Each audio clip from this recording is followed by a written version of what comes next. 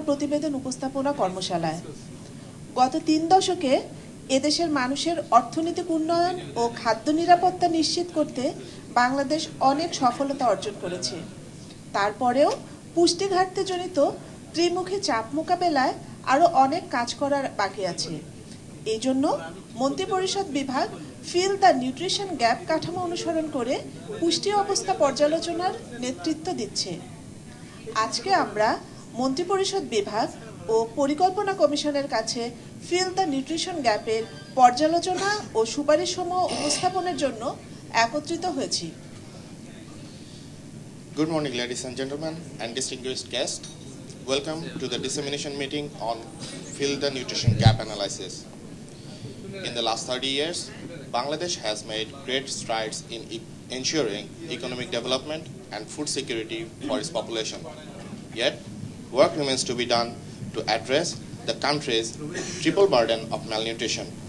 So, the Cabinet Division has led a nutrition situation analysis using WFP's Fill the Nutrition Gap framework. Today, we are here to disseminate the findings of the Fill the Nutrition Gap analysis and the initial recommendations presented to Cabinet Division and the Planning Commission. কর্মশালা শুরুতে সম্মানিত অতিথিদের মঞ্চে আসন গ্রহণ করার জন্য অনুরোধ করছি। Ladies and gentlemen, let's welcome on the stage. মঞ্চে আসবেন আজকের কর্মশালার সম্মানিত সভাপতি জনাব শেখ রফিকুল ইসলাম, অতিরিক্ত সচিব, উন্নয়ন ও পরিকল্পনা, মহিলা ও শিশু বিষয়ক মন্ত্রণালয়। Today's chair, Mr. Sheikh Rafiqul Islam, Additional Secretary, Planning and Development, Ministry of Women and Children Affairs. আমাদের আজকের কর্মশালার সম্মানিত প্রধান অতিথি পরিকল্পনা কমিশনের মাননীয় সদস্য সচিব জনাব জাকির হোসেন আকন্দ। Let's welcome today's honorable chief guest, Mr. Zakir Hossain Akondo, Member Secretary, Planning Commission. মঞ্চে আমন্ত্রণ জানাচ্ছি বিশ্ব খাদ্য কর্মসূচির ডেপুটি কান্ট্রি ডিরেক্টর জনাব আলফা বাকে। জনাব আলফা বা। Let's welcome Mr. Alpha Ba, Deputy Country Director, WFP Bangladesh Country Office. মঞ্চে আসছেন ডক্টর সাসকিয়া ডিপি, পুষ্টি বিষয়ক জ্যেষ্ঠ উপদেষ্টা, বিশ্ব খাদ্য কর্মসূচি, Rome. Doctor Saskia de Pee. Let's welcome Dr. Saskia DP, Senior Advisor Nutrition, WFP Headquarter in Rome. এবার মঞ্চে আসন গ্রহণ করবেন বিশ্ব খাদ্য কর্মসূচির বাংলাদেশের পুষ্টি বিভাগের প্রধান miss Monique Ben. Miss Monique Ben. Let's welcome Ms. Monique Ben, Head of Nutrition, WFP Bangladesh Country Office. আমরা এবার কর্মশালার মূল পর্বে শুরু করতে যাচ্ছি। এই মূল পর্ব আপনাদের সবার টেবিলে কিছু হেডফোন রাখা আছে, যেগুলোতে আমরা বাংলা এবং ইংলিশ দুটো ভাষাতেই আলোচনাটি শুনতে পারবো। কর্মশালার শুরুতে এবার মূল পর্বে শুরুতেই স্বাগত বক্তব্য দিয়ে আমন্ত্রণ জানাবেন মিস মনিক বেন, বাংলাদেশ বিশ্ব খাদ্য কর্মসূচির বাংলাদেশ অফিসের পুষ্টি বিষয়ক প্রধান miss Monique Ben. We will conduct this meeting in both Bangla and English. Therefore, there are headphones at your table available for you to listen to the translation during the program for your convenience. Now, we would request Ms. Monique Ben, Head of Nutrition, WFP Bangladesh Country Office, for her introductory and welcome remarks. Is this on? Yeah, but I need to be very close. Thank you. Once more, Salam Alaikum, good morning.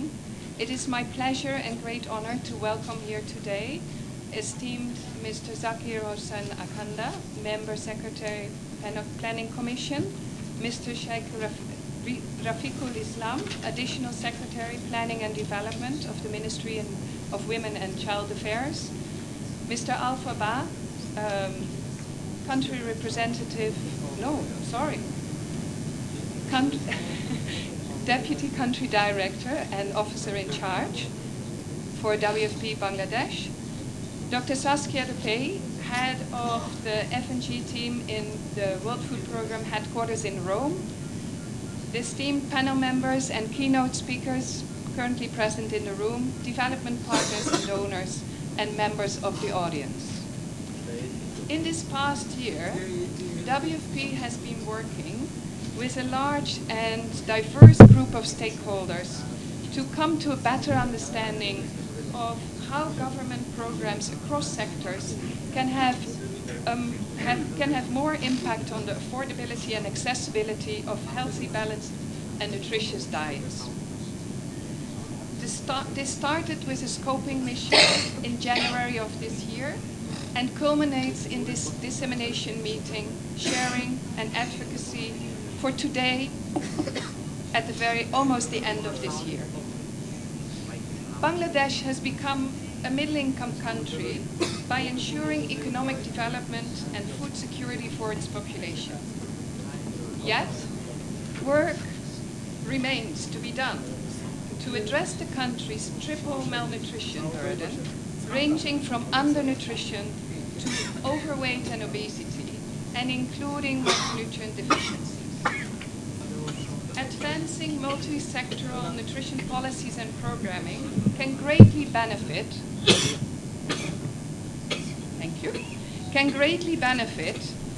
from, sorry, now I lost my track.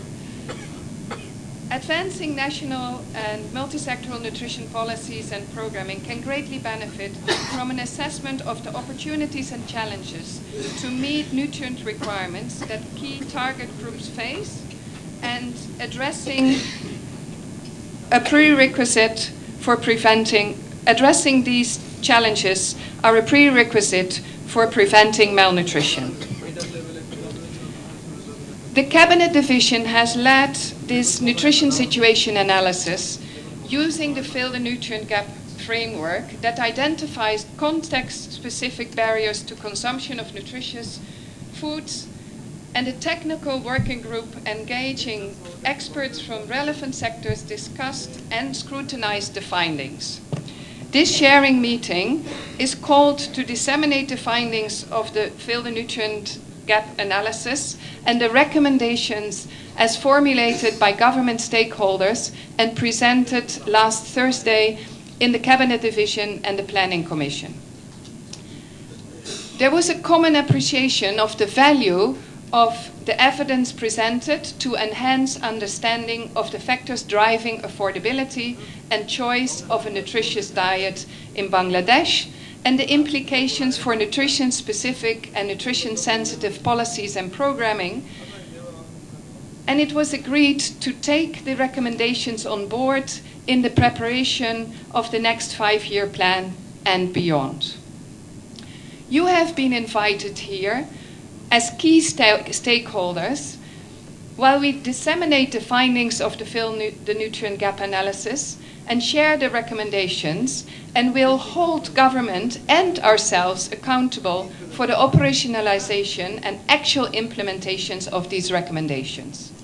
Many of you present in the audience may have been at the National Scientific Symposium and Technology Exhibition on Agriculture on Nutrition, two nutrition pathways, discussing the contributions of agricultural innovations to nutrition improvements. In that meeting, Agriculture Minister Abdul Razak said that climate change is a big challenge for the country's sustainable development as it affects food production and health.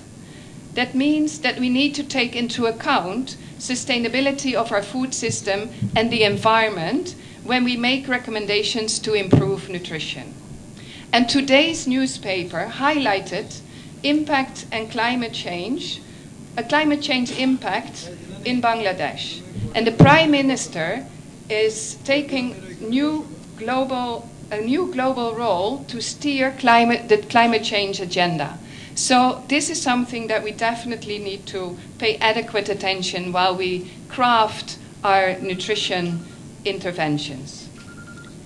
We need to change the food environment to increase availability, accessibility, and affordability, ensure safety of food supplies, and stimulate healthy food habits and consumption of diversified diets that will support individual health, productivity, and well-being, and contribute to a sustainable and prosperous future for the generations to come.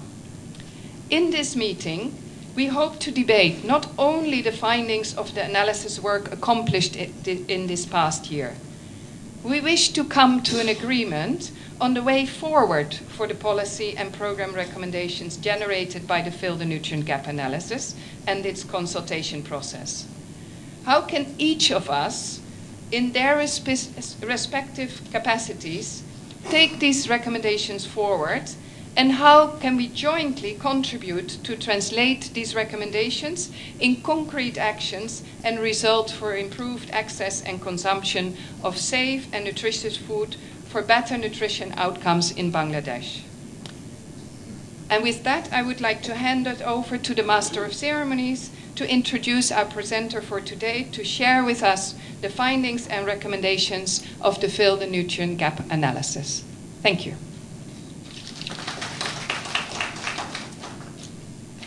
ধন্যবাদ মনিক। এবার মূল গবেষণা প্রতিবেদনের সুপারিশগুলো উপস্থাপন করতে আসছেন বিশ্ব খাদ্য কর্মসূচির পুষ্টি বিষয়ক জ্যেষ্ঠ পরামর্শক doctor Saskia de Pee. To present the recommendation of the Fill the Nutrition Gap analysis, we request Dr. Saskia DP, Senior Advisor, Nutrition, WFP Headquarters in Rome. Assalamu alaikum. Good morning. Thank you very much. Esteemed Mr. Zakir Hossain Akanda, Member, Secretary, Planning Commission, Mr. Sheikh Rafiqul Islam, Additional Secretary, Planning and Development, Ministry of Women and Child Affairs, Mr. Alfa Abba, Officer in Charge, WFP Bangladesh, and Monique Beun, Chief Nutrition at WFP in Bangladesh, esteemed panel members, development partners, colleagues and friends. It's a great pleasure to be here to share with you the findings and the recommendations of a process that has started early this year. We've had very strong involvement from yourselves, different sectors, and especially from different government ministries in Bangladesh. As we went through this analytical process, shared the findings for feedback and scrutiny.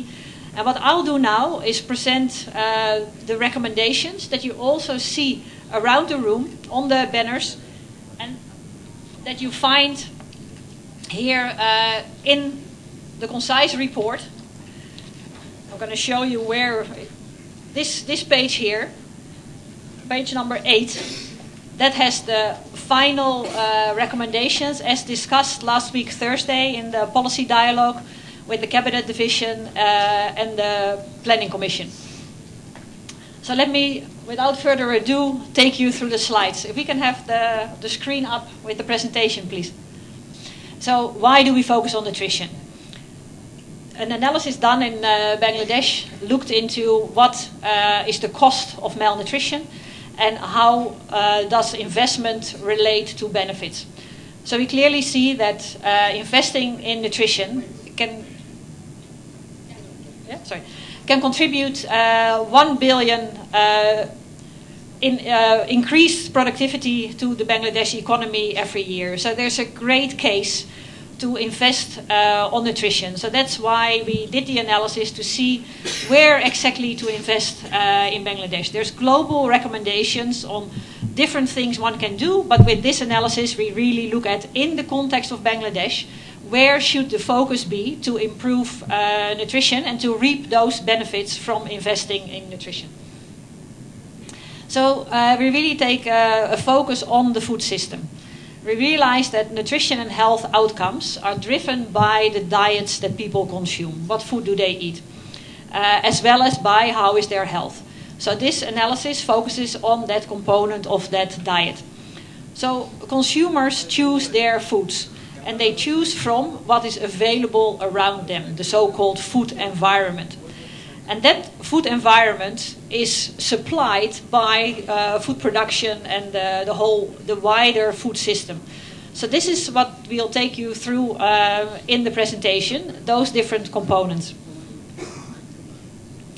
So the first thing we did was analyze what is the cost of a nutritious diet using the food prices in Bangladesh, and then comparing that to what people spend on food. And we found that the majority of households would be able to afford an optimized nutritious diet. That means that if they spend their money very wisely on those most nutritious foods, then they would be able to afford it. But we will also see that people don't spend their money as precisely, and there's different constraints limiting their access to nutritious foods.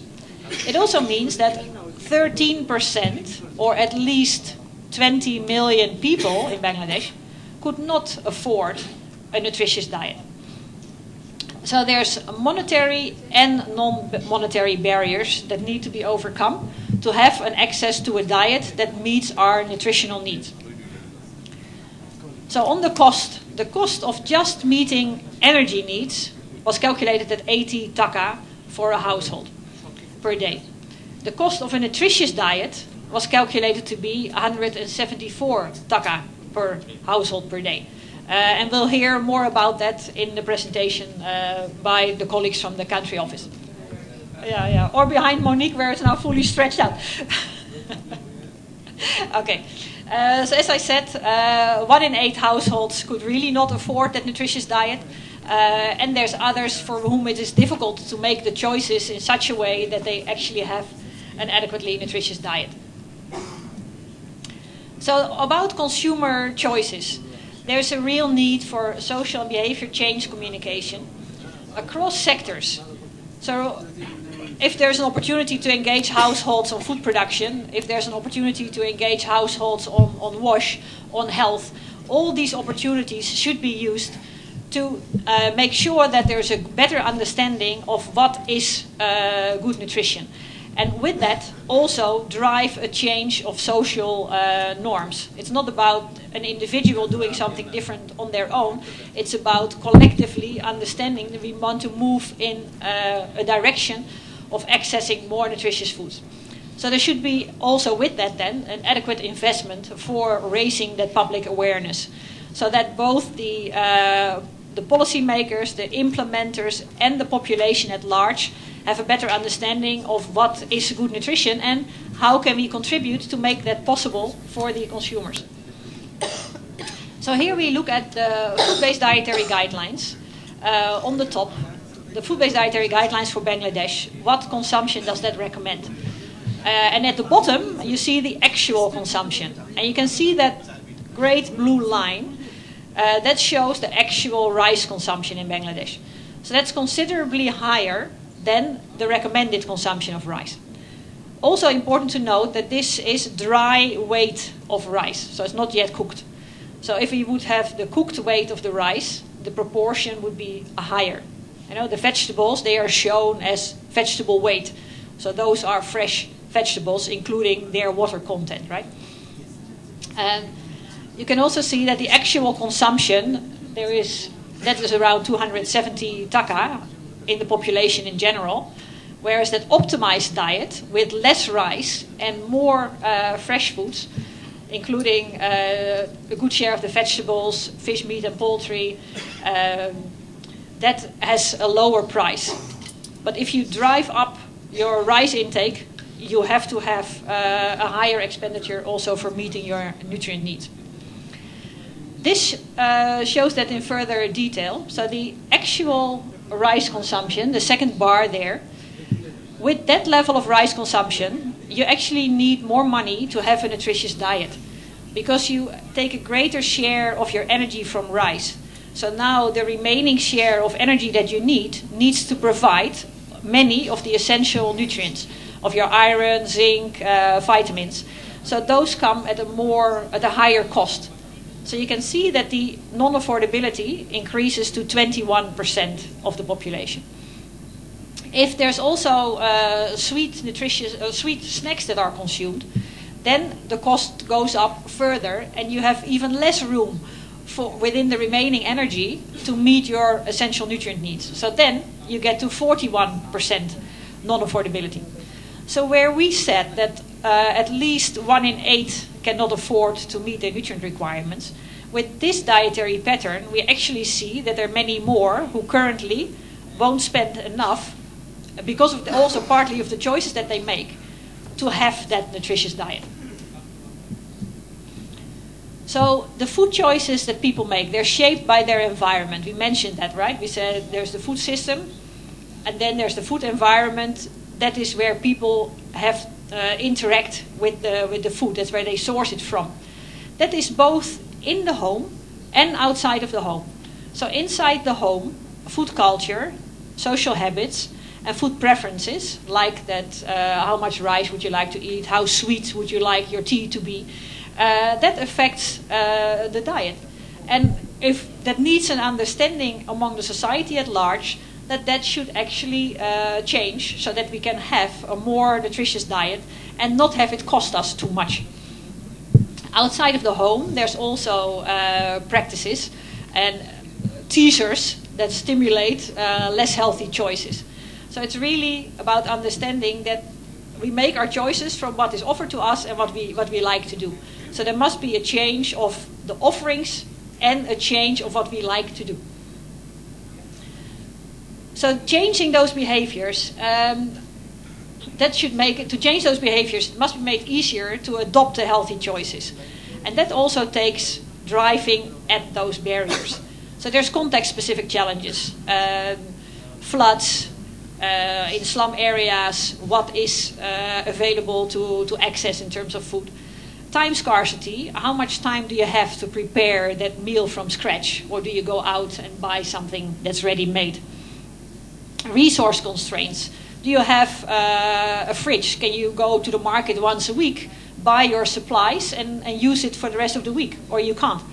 And also, what is your knowledge? So it is really about supporting the environment and the ability of people to adapt a more healthy diet. So this really takes the stakeholders from different sectors to identify where the action should be. Looking at the supply chains, we know about the concern about the prices of the food, about the safety of the food, and there's a real need to make sure there is food quality assurance. So all the actors in the chain working on the safety of the production, the safety of the processing, the safety of the transport. Then those nutrient-dense foods, your fruits, vegetables, animal source foods, that production is increasing, but that's definitely required for that nutritious diet to increase even further.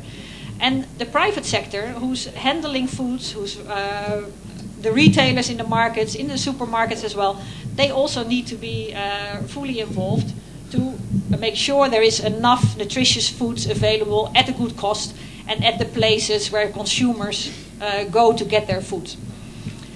This looks at the price per calorie from fresh foods compared to rice. The blue bar is for Bangladesh, and you can see that for the pulses and the fats and oils, it's the same cost per calorie, right? It's 1 or 0.8. But then you see that for the dark green vegetables, 100 calories from dark green vegetables costs 25 times more than 100 calories from rice. And if you look at how that, what that's like in Nepal, India, and Pakistan, actually the costs from Bangladesh are higher than in those places. So there looks to be room to drive down prices to come closer to the price of the calories from rice, pulses, oil. Then there's also market incentives that drive suboptimal choices of food. There's unhealthy foods available in the market, fried foods, as you see here, for example. And also the prices and the preparation time of fresh foods are considerably higher. And then there is a fear of contamination and adulteration among the population, which also doesn't make it very easy for them to trust their healthy choice. A bit more about those food safety concerns. That jeopardizes the availability and the affordability of nutritious food. For nutritious foods to be in the market, there must be demand from the consumers. So if the consumers are worried that the foods may not be safe, they will not want to buy it. So that then affects the supply again. We've looked for the evidence on food adulteration, and it's actually mixed. There is not a good, we can't give a proportion of this proportion of the food chain is affected or those foods are specifically affected. But we know it's happening. And that increased awareness among the consumers lowers their demand for those foods. One of the reasons is that keeping the foods fresh is challenging.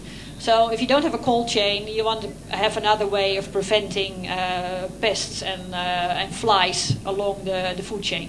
So we understand why it may be happening but at the producer side, at the processing and transport side, and that really must be brought under control to have better, healthy, safe foods, and to bring the prices down, hopefully, if that is better done.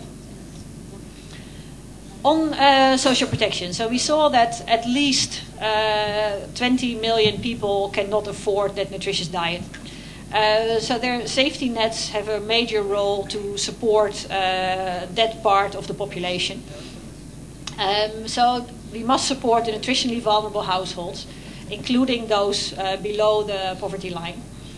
We must reassess the transfer value of the safety nets. And with that, we don't only mean the cash amount, but the package of the transfer. Can we make sure that that transfer includes nutritious foods? We know the Vulnerable Group Development Program already includes fortified rice, and that's a great way to add essential nutrients to the diets of the most vulnerable, who would not have the means to add that themselves.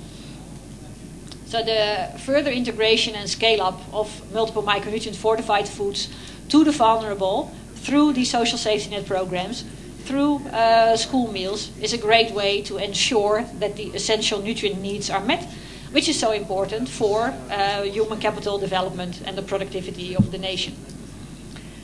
So this shows how the non-affordability of the nutritious diet, which is for the modeled regions 11%, how the different components of the Mother and Child Benefits Program reduce that non-affordability, meaning it becomes more accessible to have that nutritious diet.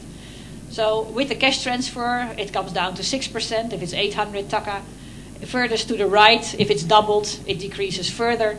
And if there's an addition of an iron and folic acid tablet or of a food pack that includes fortified commodities, we can drive that down further. This is an example to show how the different components are necessary to really make sure people have access to that nutritious diet. For the VGD program, we also looked at the provision of the rice, bringing down the non-affordability, fortified rice, bringing it down further, and if it has that income investment component, then with increasing income because of a business that the women develop, then of course the income increases, so the non-affordability really comes down. Also really important to look at the role of women and girls and their agency, so their ability to support themselves and to support their families well. So we looked at the different data on the ability to make decisions. And we found, for example, that 30% of women do not participate in decisions about their own health care. We also looked at the workload of women and men, whether on paid employment or in the household. And we found that per week, women spend 73 hours working in and outside of the house, and men spend 59. So there is some room for sharing the workload better together in the family. Mobility in public spaces. There are restrictions for a proportion of women to actually access public spaces, and you of course know that all much better than I do. Also, reporting of gender-based violence, it was actually 3/5, so 60% of women and girls reporting that. So there is much to further improve. School meals are a great way to access children's access to nutrients. And here you see the cost of the nutritious diet for the child as the household would have to spend at a minimum to make sure the child meets their needs. And then you see what different school meals can do in terms of reducing the cost to the household just by one meal in school. So the one to the right, mixed vegetables, roti, and it must have had eggs. You see that that cost is almost halving it now, meaning giving a nutritious meal in school really helps meeting the child's needs. This, I don't want you to focus on this in great detail. This is just to show that different foods, so a diversity in the foods that are offered in the school, contribute to different nutrients. So you need a diverse school meal and you need a diverse diet in order to meet your different nutrient needs. Also a word about adolescence. We have to increase and strengthen the awareness among government staff at all levels of the age and gender specific nutrition requirements to stimulate focused actions for those groups. Of course, keeping girls and boys in school for longer is a very good way to support their nutrition, but also support their agency. So the cost of a nutritious diet, we're just looking at it here for the different age groups. And you can see that the cost increases, and early in adolescence already, the needs of the adolescents increase. You see that the needs of the girls and the boys are virtually the same in terms of money, but not in terms of exactly the diet that they have. So the boys need more energy, and the girls need, per amount of energy, more iron, more calcium. So don't take the measures that they all need the same, but their costs are increasing, and they're increasing comparably. Then you see the adolescent girl. There's one blue bar next to it. That's when the adolescent girl is actually pregnant or lactating. Her costs go up further, and the cost that she has is higher than the cost of an adult woman who's pregnant or lactating. So this indicates that she is at a higher risk of her needs not being met. So the fact that her costs are higher indicates the risk for her to not meet her requirements. So the attention to girls and women's nutrition and empowerment should continue. Through the consultations that we had with all of you, we understand there is a lot of understanding that this is really important. When we look at the statistics, we also see that change is slow to come. We found that in the new mix data, that women aged between 20 and 24, 50% of them reported that they had been married by the age of 18. And that 24% had had their first child before that age.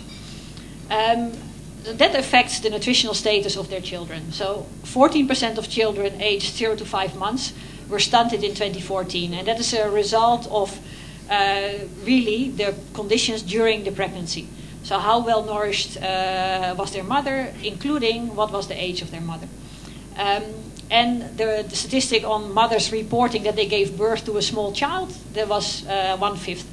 So the focus on the first 1,000 days must include that focus on maternal nutrition and maternal age at childbearing.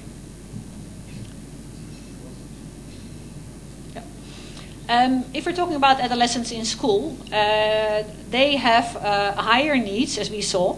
So therefore, the cost of the school meal for an adolescent should be increased, what we pay for that. So with that, I'd like to conclude the overall recommendations and a little few of the different findings. Later on, our colleagues will take you through in more detail, so you get more information on how these different analyses were exactly done and what precisely did we model more. And in this concise report, you have an opportunity to go through the findings and also in the back find the detailed recommendations as formulated by the government stakeholders. So this, with this, we really hope to give you some insight and stimulate and encourage further reading and then taking on of the recommendations. With that, I'd like to thank you for your attention and hand it back to the moderators. Thank you. Thank you, Dr. Saskia DP, for your valuable recommendations.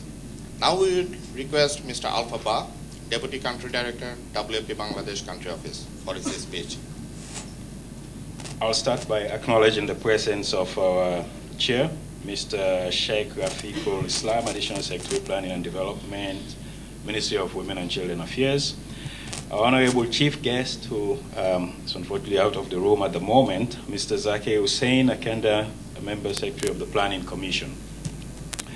And also to acknowledge the presence of our distinguished guests here, ladies and gentlemen, and our team from WFP. Saskia, thanks for that wonderful presentation on the recommendations from this report, and Monique for the opening address and setting the tone for today's discussion.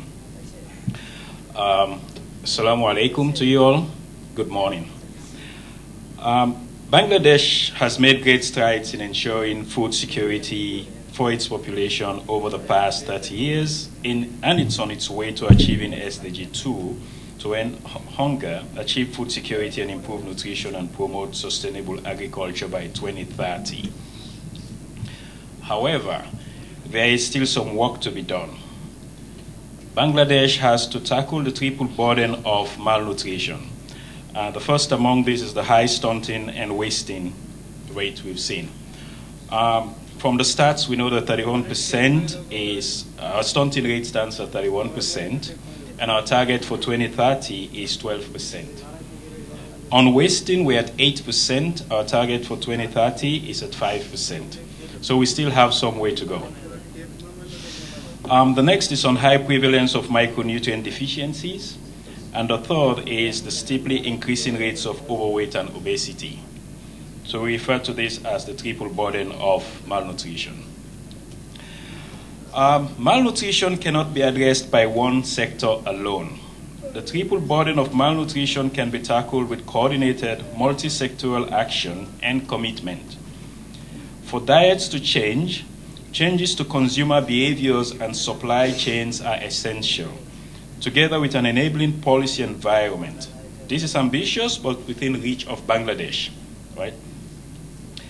In the context of the formulation of the 8th five-year plan, the Cabinet Division led the Field Nutrient Gap analysis. This analysis, which has greatly benefited from the contributions of government, civil society, and academic partners, has helped uncover the key bottlenecks and possible solutions for tackling the root causes of this problem, and what government and other nutrition stakeholders can do, identifying promising multi-sectoral strategies.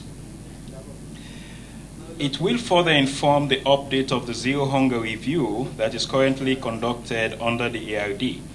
This independent strategic analysis of the wider food security and nutrition context in Bangladesh identifies challenges impeding progress and makes recommendations on how to deal with those challenges to attain SDG 2 in its broadest sense.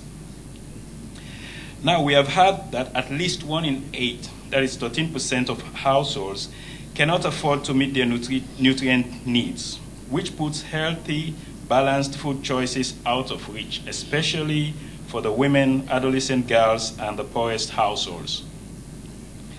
To this effect, we are here today to share findings and policy recommendations that were articulated in consultations with various government ministries on measures to improve nutrition outcomes in Bangladesh, generated by the consultative process under the Field Nutrient Gap analysis.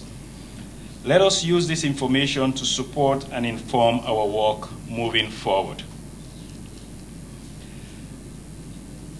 Bangladesh is a bright example of how government commitment and coordinated action to eradicate poverty, ensure food security, and promote gender equality can have transformative effects for the population.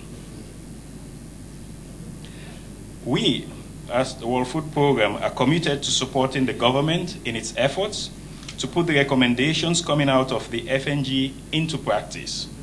WFP is already working with the government on, for example, increasing the nutrition impact of social safety nets to address high rates of malnutrition. I hope that this meeting will be an opportunity to discuss both the challenges and the opportunities for the future and to continue to find ways to work together to fight malnutrition and promote human capital development, gender equality, and economic growth in Bangladesh. So I thank you all. Don't know what. Yeah. Thank you, Mr. Alfaba. Now we would request today's chief guest, Mr. Zakir Hossain Akando, Member Secretary, Planning Commission, for his speech. It is indeed a pleasure and honor to attend this seminar today. Respected Chair, Mr. Sheikh Rafiqul Islam, Additional Secretary, Ministry of Women and Children Affairs, Mr. Alfaba, Acting Country Representative, WFP Bangladesh, Saskia DP, WFP Representative from Headquarters, esteemed panel members and keynote speakers, development partners, NGO representatives, and representatives from different ministries, divisions, and directorates. Assalamu alaikum. I would like to extend my thanks to Dr. Saskia DP for presentation on the policy recommendations from the Field the Nutrient Gap Analysis, providing us with new sights on the food system and the food environment and how the impact on the affordability of a nutritious diet for the poor and wealthier people in Bangladesh. These recommendations were discussed in the agreed agenda successfully in the policy dialogue arranged by Cabinet Division and all representatives and members from different strata. We know that improving nutrition is essential for human capital development. Bangladesh economic development has made a great strides towards, and we are graduating as middle income country. To sustain the economic growth, and we have to depend more and more on quality and efficiency of our human resources. Good nutrition ensures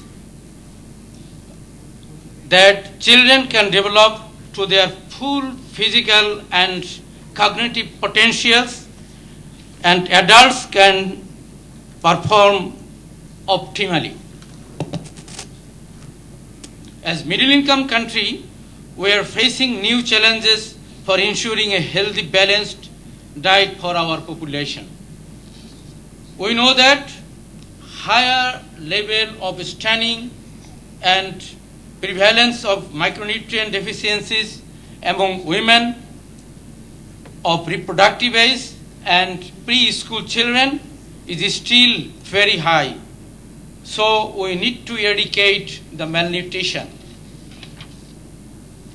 We know that multi-sectoral policy framework to enhance nutrition intervention is largely in place by the government. The government of Bangladesh has taken up lots of programs and initiatives to improve nutritional status of our population.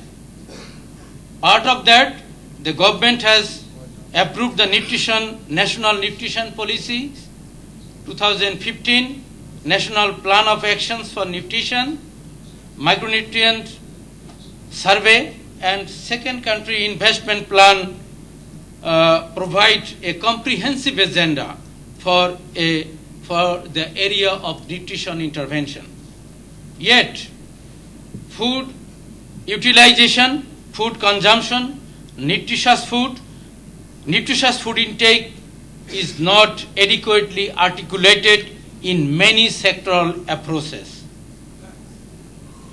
Though our per capita income has largely been increased, but calorie intake and also the calorie intake has increased, but if we talk about the protein intake for our population, it is still remain less in comparison to the, the carbohydrate intake. Why it is, we know that. Our cultural setup is that our population are still taking lot quantity of rice in comparison to that of protein and other nutrients. And that is actually the reason the country is still lacking behind. If we analyze the region, I think today's discussion you also came to know that the cultural setting and the mind of our population is still towards rice-based. When the children attain the age of 6 months, and our parents think that as the children has started taking rice, so he or she don't need any more other item as compared to rice. So what happens? This is the great time the children fall into difficulties of nutritional deficiencies in our country. And that's why what we need to do, we need to create awareness among the mothers, among the, inmates of the family.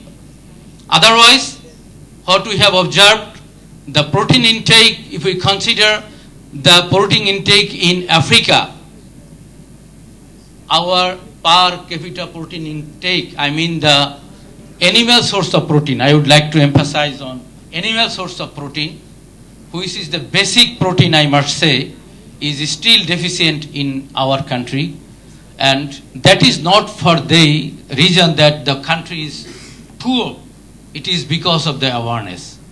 So we need to aware our population, our mothers, our children of reproductive age, which is a very crucial issue for this country to need to be addressed through these sorts of seminar. Otherwise, the new generation that we are considering, those who will shoulder the responsibility to take the nation towards a developed country, would be greatly challenged. I would like to emphasize another issue, that the micronutrient deficiency.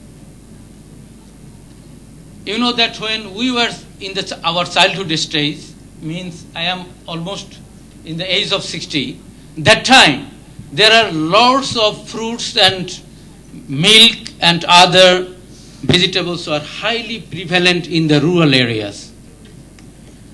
But what we see now, the children in the rural areas, they are not getting that type of different fruits and vegetables even in the village. Second thing is this, our new generation. If you talk about the generation living in the cities and new generation living in the countryside, the villages, they are very less interested to take vegetables and related diets. They are more interested to take, the fast food and fast food types of items. And that's why they are gradually in a challenge of different sorts of malnutrition, and especially the micronutrient. Because when they are intaking, diversified food, then the micronutrient deficiencies will certainly be reduced, which is almost gradually going to be less in the new generation. So that's why we need to aware the new generation and their parents and mothers to convince them, to make them aware that the consequences of deficiency of micronutrients and other related nutritions. I want to extend my thanks to Cabinet Division to lead the field nutrient gap analysis, and also World Food Program to initiate such a pragmatic initiative. Through this, the country will be greatly benefited, and the area of balanced diet and nutritious food or healthy food and with this seminar, the recommendations that has been made to come up with a suggestion of balanced food for our population with cost-effective way, so that our population can afford it. Thanks all. Thank you all. Now we would request today's chair, Mr. Sheikh Rafiqul Islam, Additional Secretary, Planning and Development, Ministry of Women and Children Affairs, for his speech.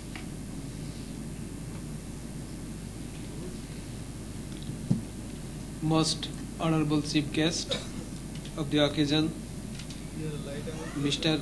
Zakir Hussain Akand, member, Secretary Planning Commission, Mrs.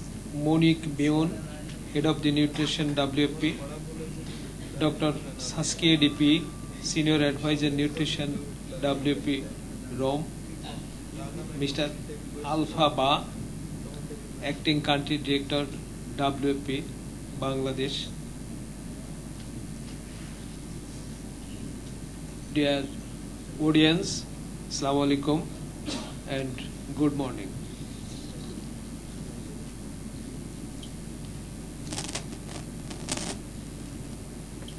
Nutrition is the sum of process of intake of nutrients, which is used for body functioning and maintaining the health. We are very much proud that we have achieved tremendous success in food production, in poultry, in cattle rearing, in fish cultivation. Now we produce more food, more poultry, more fish, more vegetables, more fruits than we produced 50 years back. But the average physical size of our population has been reduced by 13 inches over the last 50 years. 50 years back, the Chinese people were 13 inches shorter than those of the people of Bangladesh. Now, we are shorter than the people of Chinese by 13 inches. What is the utility of our production? Dr. Saskia DP has rightly pointed out that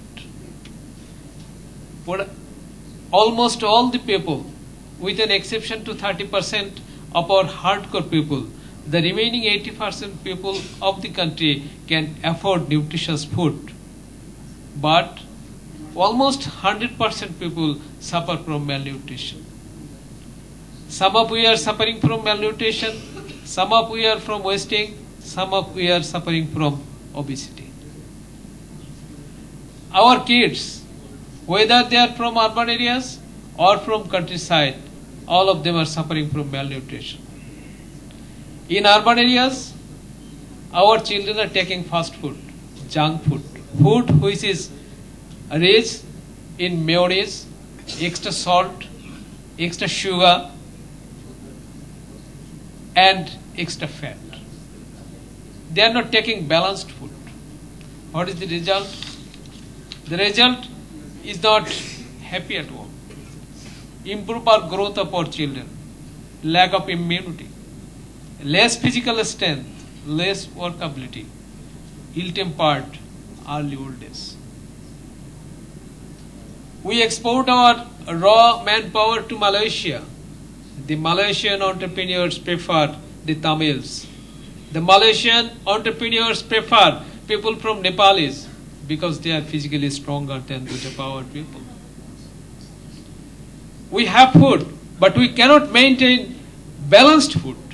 We cannot have nutritious food. Why? We have some constraints. Choice of food. We take food as a means of enjoyment. We take food to meet our taste. We take food to satisfy our taste. Most of we do not take food for maintaining our health, for keeping us fit, for keeping us immune from diseases. We choose spicy, oily, tasty dish. Even if I come to this hotel with my family obviously choose spicy food which is tasty. They don't think of taking nutritious food, nutritious dish. Even when we choose the restaurant, we choose the restaurant who is prepare most tasty food, not nutritious food. This is our social norm. This is a constraint, lack of knowledge. Yes, obviously we lack knowledge regarding nutrition, regarding the objective of taking food. We don't take food for satisfying our taste. We take food to keep us fit. We take food for proper functioning of our body. We take food to keep our metabolism in proper manner. False vanity. FNZ report has rightly pointed out that our people think that the leafy vegetables are for the poor people. The leafy vegetables is not for the wealthy ones. This is false vanity, impact of the social norm. If somebody is my guest, I think of preparing spicy food, oily food. I don't think of nutritious food. Vis-a-vis, when I become the guest of another, he also think of serving me with spicy food, tasty food, not nutritious food. It is the irony of fate. It is the irony of fate that we take food, but for the satisfaction of a very few moments. Educational curriculum. In our educational arena, this is very unfortunate that in most of the schools they provide tiffin. What they provide? They provide shingara, samosa, cake, which is prepared with unrefined soybean, with unrefined extra sugar, with fat, with extra salt. Most of the ingredients are very much injurious to health. Nutrition is a multi-party game. There are many parameters for ensuring nutritious food for our people. So many parameters. Nutrition and production. FNG report says that our farmed fish lack micronutrient because the farmed fish has less opportunity to have all sorts of food. Same is the case with the poultry. Same is the case with our vegetables and fruits. Our farmers use inorganic fertilizers, excess insecticides. Obviously, those materials have some bad effect on the products, which may cause more distraction in our renal system, in our metabolism system. Nutrition and food supply. Dr. Saskia DP has rightly pointed out, all the actors should act properly. Food supply chain. If the shopkeepers use preservatives, the food loses its nutrients. The peddlers use unclean waters over the vegetables. Obviously, it causes health hazards. Nutrition and medicine.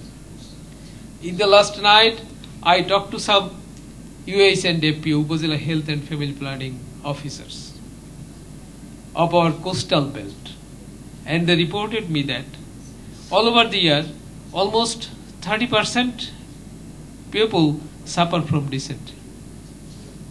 And the number increases in winter because of drinking concentrated water.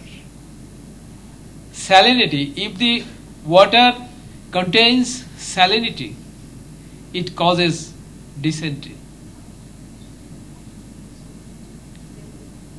It causes dysentery. And if a person suffers from dysentery, he cannot have vegetables, he cannot have fruits, he cannot have citric acids. That is, the ultimate result is that a person suffering from dysentery cannot have nutritious food. Nutrition and social practice. The society itself should be accustomed to have nutritious food. So it's a multi-party game. The producer, the supplier, the medical practitioners, the social leaders, everybody should act harmoniously. Everybody should be committed to ensure nutritious food. We need behavioral sense, a well-coordinated movement, social movement is required to ensure nutrition level of our nation. Otherwise, we cannot have the dividend of our population. We cannot flourish as a nation. If we are physically crippled, if we are not strong enough, if we have not sufficient strength in comparison to our counterpart of Tamil, to our counterpart of Nepalese, to our counterpart of Philippines, how can we compete in our international labor market? Our country is very small in size, but very big in very population. We should target international labor market. But if we cannot be physically fit, if we cannot have balanced nutritious food, how can we compete there? We need well-coordinated effort. It is very unfortunate, our curriculum, beginning from the pre-primary stage to the secondary and higher secondary level, the nutrition chapter is very low, is very few, is very insufficient. Nutrition and hygiene move side by side, hand in hand. We should incorporate sufficient chapters for nutrition and hygiene in our school curricula, at least up to secondary level. We need some catalyst like teachers, social leaders, community leaders, NGOs to bring change, to bring behavioral change of the nation, to bring behavioral change in our society, so that we can have nutritious food. We can move to have a greater movement to have a strong and healthy nation. This is all. And at the end of my speech, I do give thanks to Cabinet Division for arranging such an endeavor, and WFP for facilitating it and inviting me to chair this session. Thank you all. Assalamu alaikum. Good morning.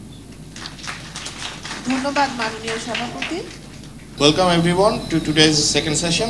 In this part, we will start with the presentation of the Fill the Nutrition Gap Analysis findings, followed by a question-answer session. We would request WP Country Office and Headquarter colleagues to start their presentation.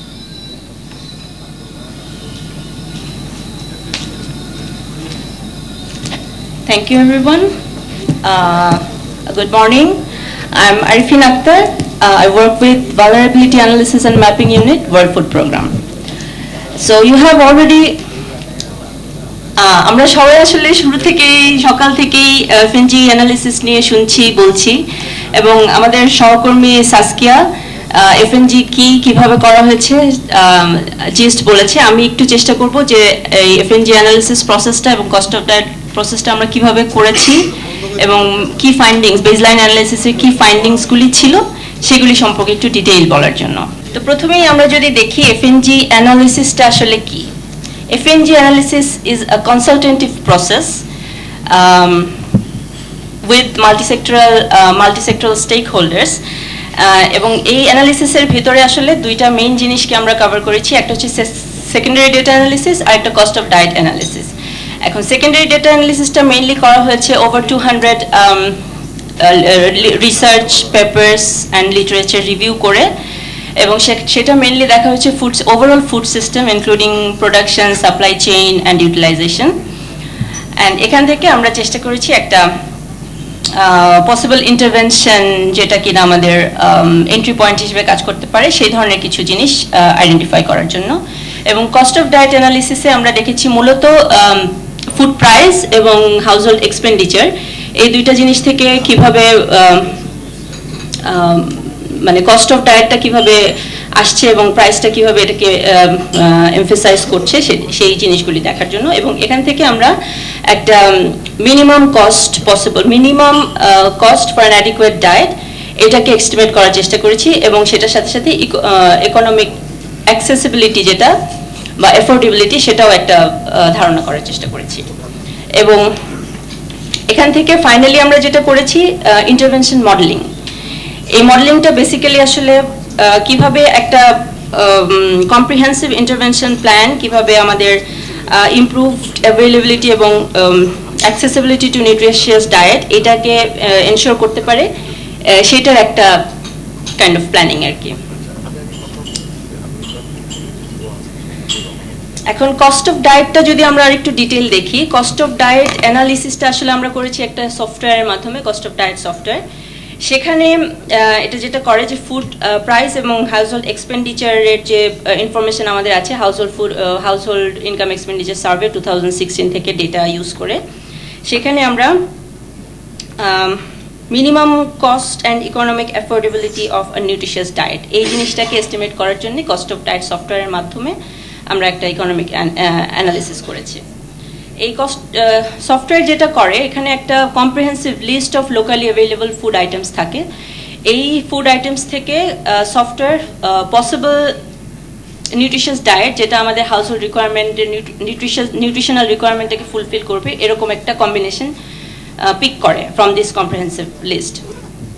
তারপর সেখান থেকে আমরা price information use করে সেখান থেকে আমরা least expensive nutritious কম্বিনেশনটা choose করি, এবং তারপরের স্টেপে এসে আমরা সেই লিস্ট এক্সপেন্সিভ নিউট্রিশিয়াস ডায়েটটাকে স্টেপল অ্যাডজাস্ট করি। স্টেপল অ্যাডজাস্ট করতে হয় বিকজ যেহেতু আমাদের একটা ডায়েটের মেইন একটা স্টেপল থাকে for Bangladesh, it is rice.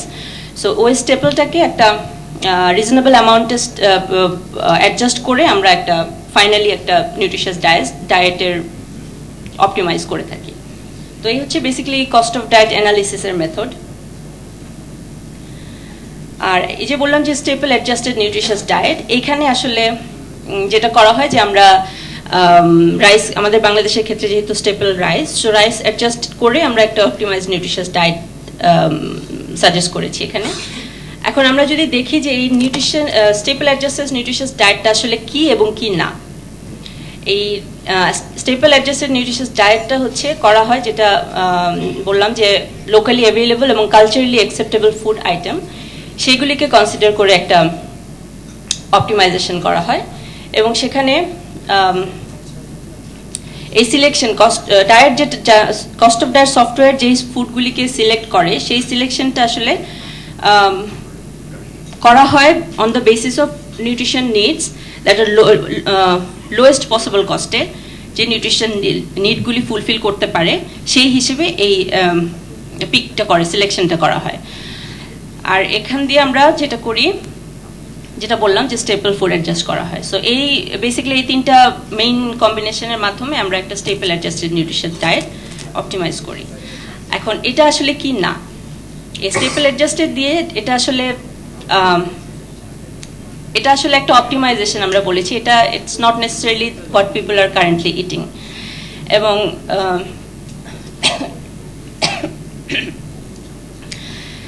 and it's not taking all the food preparation cost এবং other spices preparation এর যে cost থাকে বা লস থাকে কুকিং এর সময় যে লসগুলি হয় ফুডের, এই জিনিসগুলোকে আমরা এখানে কনসিডার করিনি। এবং এটা কোনো রেকমেন্ডেশন না, এটা আমি আগে বলেছি optimized nutritious diet, it's not a recommended one. And this combination, যেহেতু এই একটা সফটওয়্যার এই নিউট্রিশাস কম্বিনেশনগুলোকে পিক করছে, not necessarily it would be like nice combination. আচ্ছা, এরপর আমরা ইন্টারভেনশন মডেলিং এর কথা বলেছি যে আলটিমেটলি এফএনজি অ্যানালিসিসের মাধ্যমে আমরা একটা ইন্টারভেনশন মডেলিং এ ফাইন্ড, মানে আলটিমেট আমাদের উদ্দেশ্য হচ্ছে ইন্টারভেনশন মডেলিং। এখন এই মডেলিংটা কি এবং কি না?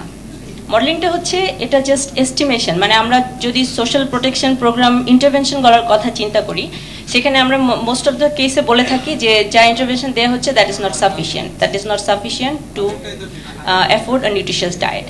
এখন এই মডেলিংটা দিয়ে আমরা ওইটাই ক্যালকুলেট করার চেষ্টা করি যে remaining amount, additional amount that is needed to accommodate or afford the nutritious diet. And এটাতে আসলে আমরা যে নন অ্যাফোর্ডেবিলিটি পার্সেন্টেজটা বলছি, সেটা আসলে ইন্ডিকেট করছে রিস্ক অফ মাইক্রোনিউট্রিয়েন্ট ডেফিসিয়েন্সিস। এবং এই মডেলিংটা আসলে বেসড অন অ্যাজাম্পশনস, এটা হচ্ছে validated assumptions by researchers, stake holders and other relevant actors. অ্যান্ড এই মডেলিংটা আসলে কি না সেটা যদি দেখি, এটা কস্ট বেনিফিট অ্যানালিসিস না, এবং এটা it is not considering all inputs and implementation costs, আগে বলেছি। এবং most importantly it is not a recommendation, it is an optimization, not an recommendation. আচ্ছা, এই তো গেল প্রসেস। এখন যদি আমরা অ্যাজাম্পশন, যেটা বললাম যে ভ্যালিডেটেড অ্যাজাম্পশন, এই অ্যাজাম্পশনগুলি আসলে কি ছিল আমাদের অ্যানালিসিসের সময়? এখানে ভ্যালিডেটেড অ্যাজাম্পশন আমরা আগেই বলেছি, আমাদের টেকনিক্যাল ওয়ার্কিং গ্রুপ আছে, সেটা থ্রুতে আমরা কিছু অ্যাজাম্পশন ভ্যালিডেট করে তারপর কাজটা করেছি। তো মেইন অ্যাজাম্পশন এখানে ছিল যেটা বললাম যে স্টেপল অ্যাডজাস্টমেন্ট। যেহেতু বাংলাদেশের ক্ষেত্রে রাইস হচ্ছে আমাদের স্টেপল, আমরা আন্ডার 2 চিলড্রেন ক্ষেত্রে ওয়ান্স আ ডে এবং rest of the house hold মেম্বারের ক্ষেত্রে টুয়াইস আ ডে, এভাবে করে স্টেপলটা অ্যাডজাস্ট করে দিয়েছি এভরি মিলে। আর স্টেপল অ্যাডজাস্টমেন্টটা হয়েছে ডিস্ট্রিক্ট ওয়াইজ, বিভিন্ন ভ্যারাইটির মিডিয়াম অর কোর্স রাইস, এটা ডিপেন্ডিং আপন আওয়ার সেকেন্ডারি ডেটা অ্যানালিসিস। আর হাউস হোল্ড কম্পোজিশনের কথা যদি আমরা বলি, মানে যে হাউস হোল্ড, একটা স্ট্যান্ডার্ড হাউস হোল্ড নিয়ে আমরা কাজ করেছি এখানে, এই 5% হাউস হোল্ডটা করা হয়েছে মানে মডেলিংয়ের ক্ষেত্রে এবং অলসো বেসলাইন অ্যানালিসিসের ক্ষেত্রে, to capture nutritionally vulnerable individuals.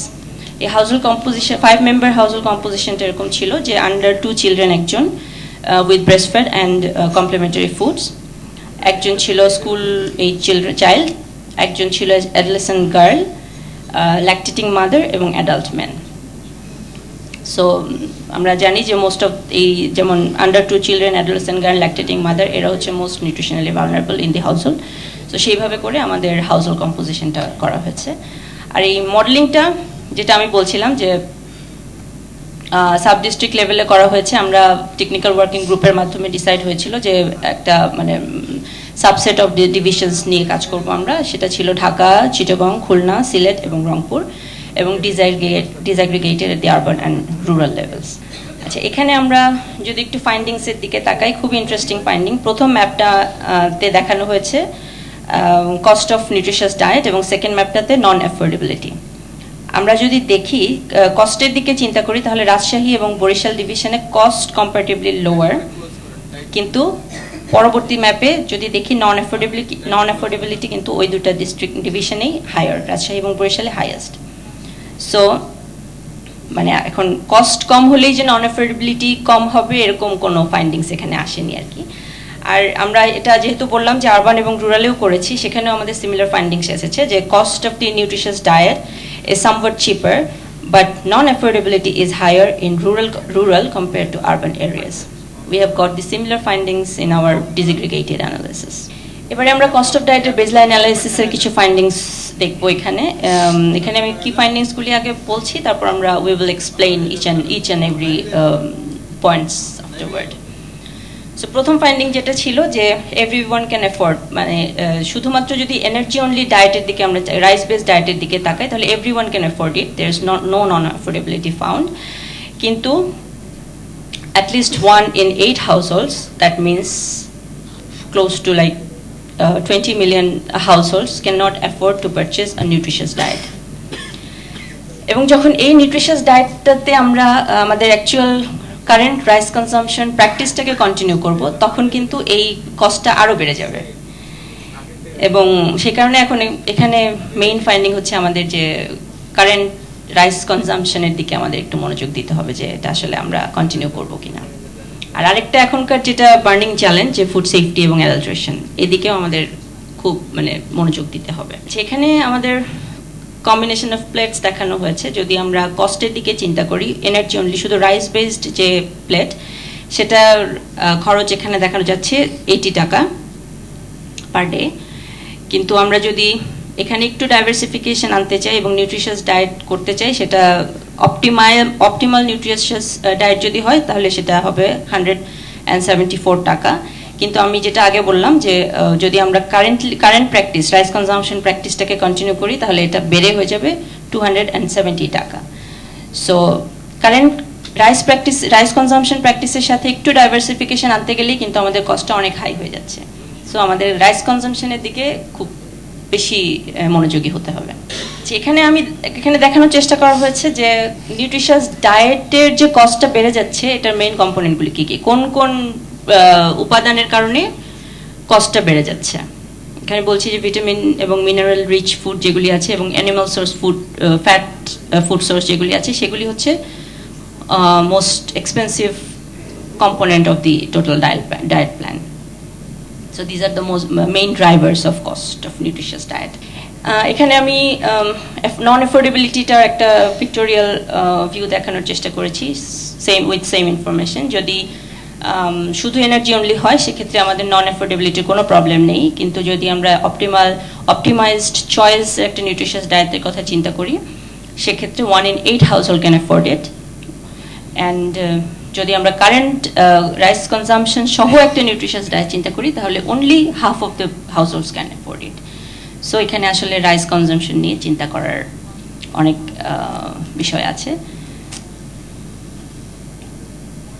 এবং যেখানে সো রাইস কনজাম্পশনটা একটা কনসার্ন। এই রিলেটেড আমরা আরও কিছু রিসার্চ কারেন্ট পাবলিকেশনস আমরা যদি চাই দেখতে পারি। যেমন রিসেন্টলি ওয়ার্ল্ড ব্যাংকের একটি রিসার্চ ফাইন্ডিংস এসেছে, যেখানে ওরা বলেছে with recommended diet with food based dietary guideline আমাদের যেটা আছে সেটা অনুযায়ী রেকমেন্ডেড ডায়েটের ক্ষেত্রে 53% নন অ্যাভেইলেবিলিটি তারা পেয়েছে, ওয়ারেজ আমরা বলছি যে 1 in 8, 13% with optimal choice. So এখানে আসলে যেটা বললাম যে রাইস এবং অপটিমাইজেশন একটা বিরাট ইস্যু। ফুড চয়েস, এখানে আমাদের আসলে কনজিউমারদেরকে এই পয়েন্টে এসে আমাদের এখন যেটা চিন্তা করতে হবে যে কিভাবে আমরা কনজিউমারদেরকে রাইট ফুডটি পিক করার জন্য হেল্প করতে পারি এবং তাদের অ্যাফোর্ডেবিলিটি বাড়ানোর জন্যও কিভাবে কাজ করা যায় ব্যাকএন্ডে, সরকার বলেন বা আমরা সবাই মিলে যে কাজটা করতে পারি, এই জায়গাগুলিতেই হচ্ছে ইম্পর্টেন্ট। এটা হচ্ছে একটা এখানে আমরা দেখাতে চেয়েছি যে প্রাইস যদি in terms of monetary cost যদি অ্যামাউন্টটা খুব বেশি নাও পারে, কিন্তু যেহেতু আমাদের ডেইলি হাউসহোল্ড ফুড এক্সপেন্ডিচার যে কার্ভটা এটা যেহেতু একটু রিলেটিভলি ফ্ল্যাট, সেখানে অল্প অ্যামাউন্টের কস্ট বাড়লেও সেটার নন অ্যাফোর্ডেবিলিটি কিন্তু অনেক বেড়ে যেতে পারে। যেমন এখানে দেখা যাচ্ছে যে যদি অপটিমাইজড নিউট্রিশিয়াস ডায়েটের কথা আমরা চিন্তা করি, সেটার যে কস্ট সেটার থেকে অ্যাকচুয়াল রাইস কনজাম্পশনের কস্টের মনিটারি টার্মসে হয়তো খুব বেশি ডিফারেন্স না, কিন্তু আমরা যদি অ্যাফোর্ডেবিলিটির কথা চিন্তা করি তাহলে এই দুইটার মধ্যে অ্যাফোর্ডেবিলিটি কিন্তু পার্থক্য একটা 12% থেকে 21% পর্যন্ত চলে যাচ্ছে। সো মনিটারি টার্মসে এটার খুব বেশি ডিফারেন্স না হলেও এটা নন অ্যাফোর্ডেবিলিটির ক্ষেত্রে huge amount of people include হয়ে যাচ্ছে এখানে। সেই জন্যই আমাদের আসলে ফুড চয়েসটা খুব ইম্পর্টেন্ট। এই পর্যায়ে আমি আমার কলিগ তনিমাকে রিকোয়েস্ট করছি to take over. Oh no, Sarah Lisa, sorry. Sarah Lisa will take over. Good morning, everybody. Thanks for being here and thanks for your attention. I'm Sarah Lisa, and I work on the Fill the Nutrient Gap based in Rome, WPH headquarters. So now I'll take you through, so far we've looked at households, sort of overall households, but we know that households are different, and we know that the people within households are different, and that nutrition changes, nutritional requirements vary with age and with people's sex. So now we're looking a bit more in detail at that, and we're going to see how women and girls are the most nutritionally vulnerable because of their nutrition requirements, but also because of certain norms and gender inequalities that impact what they're able to eat and access.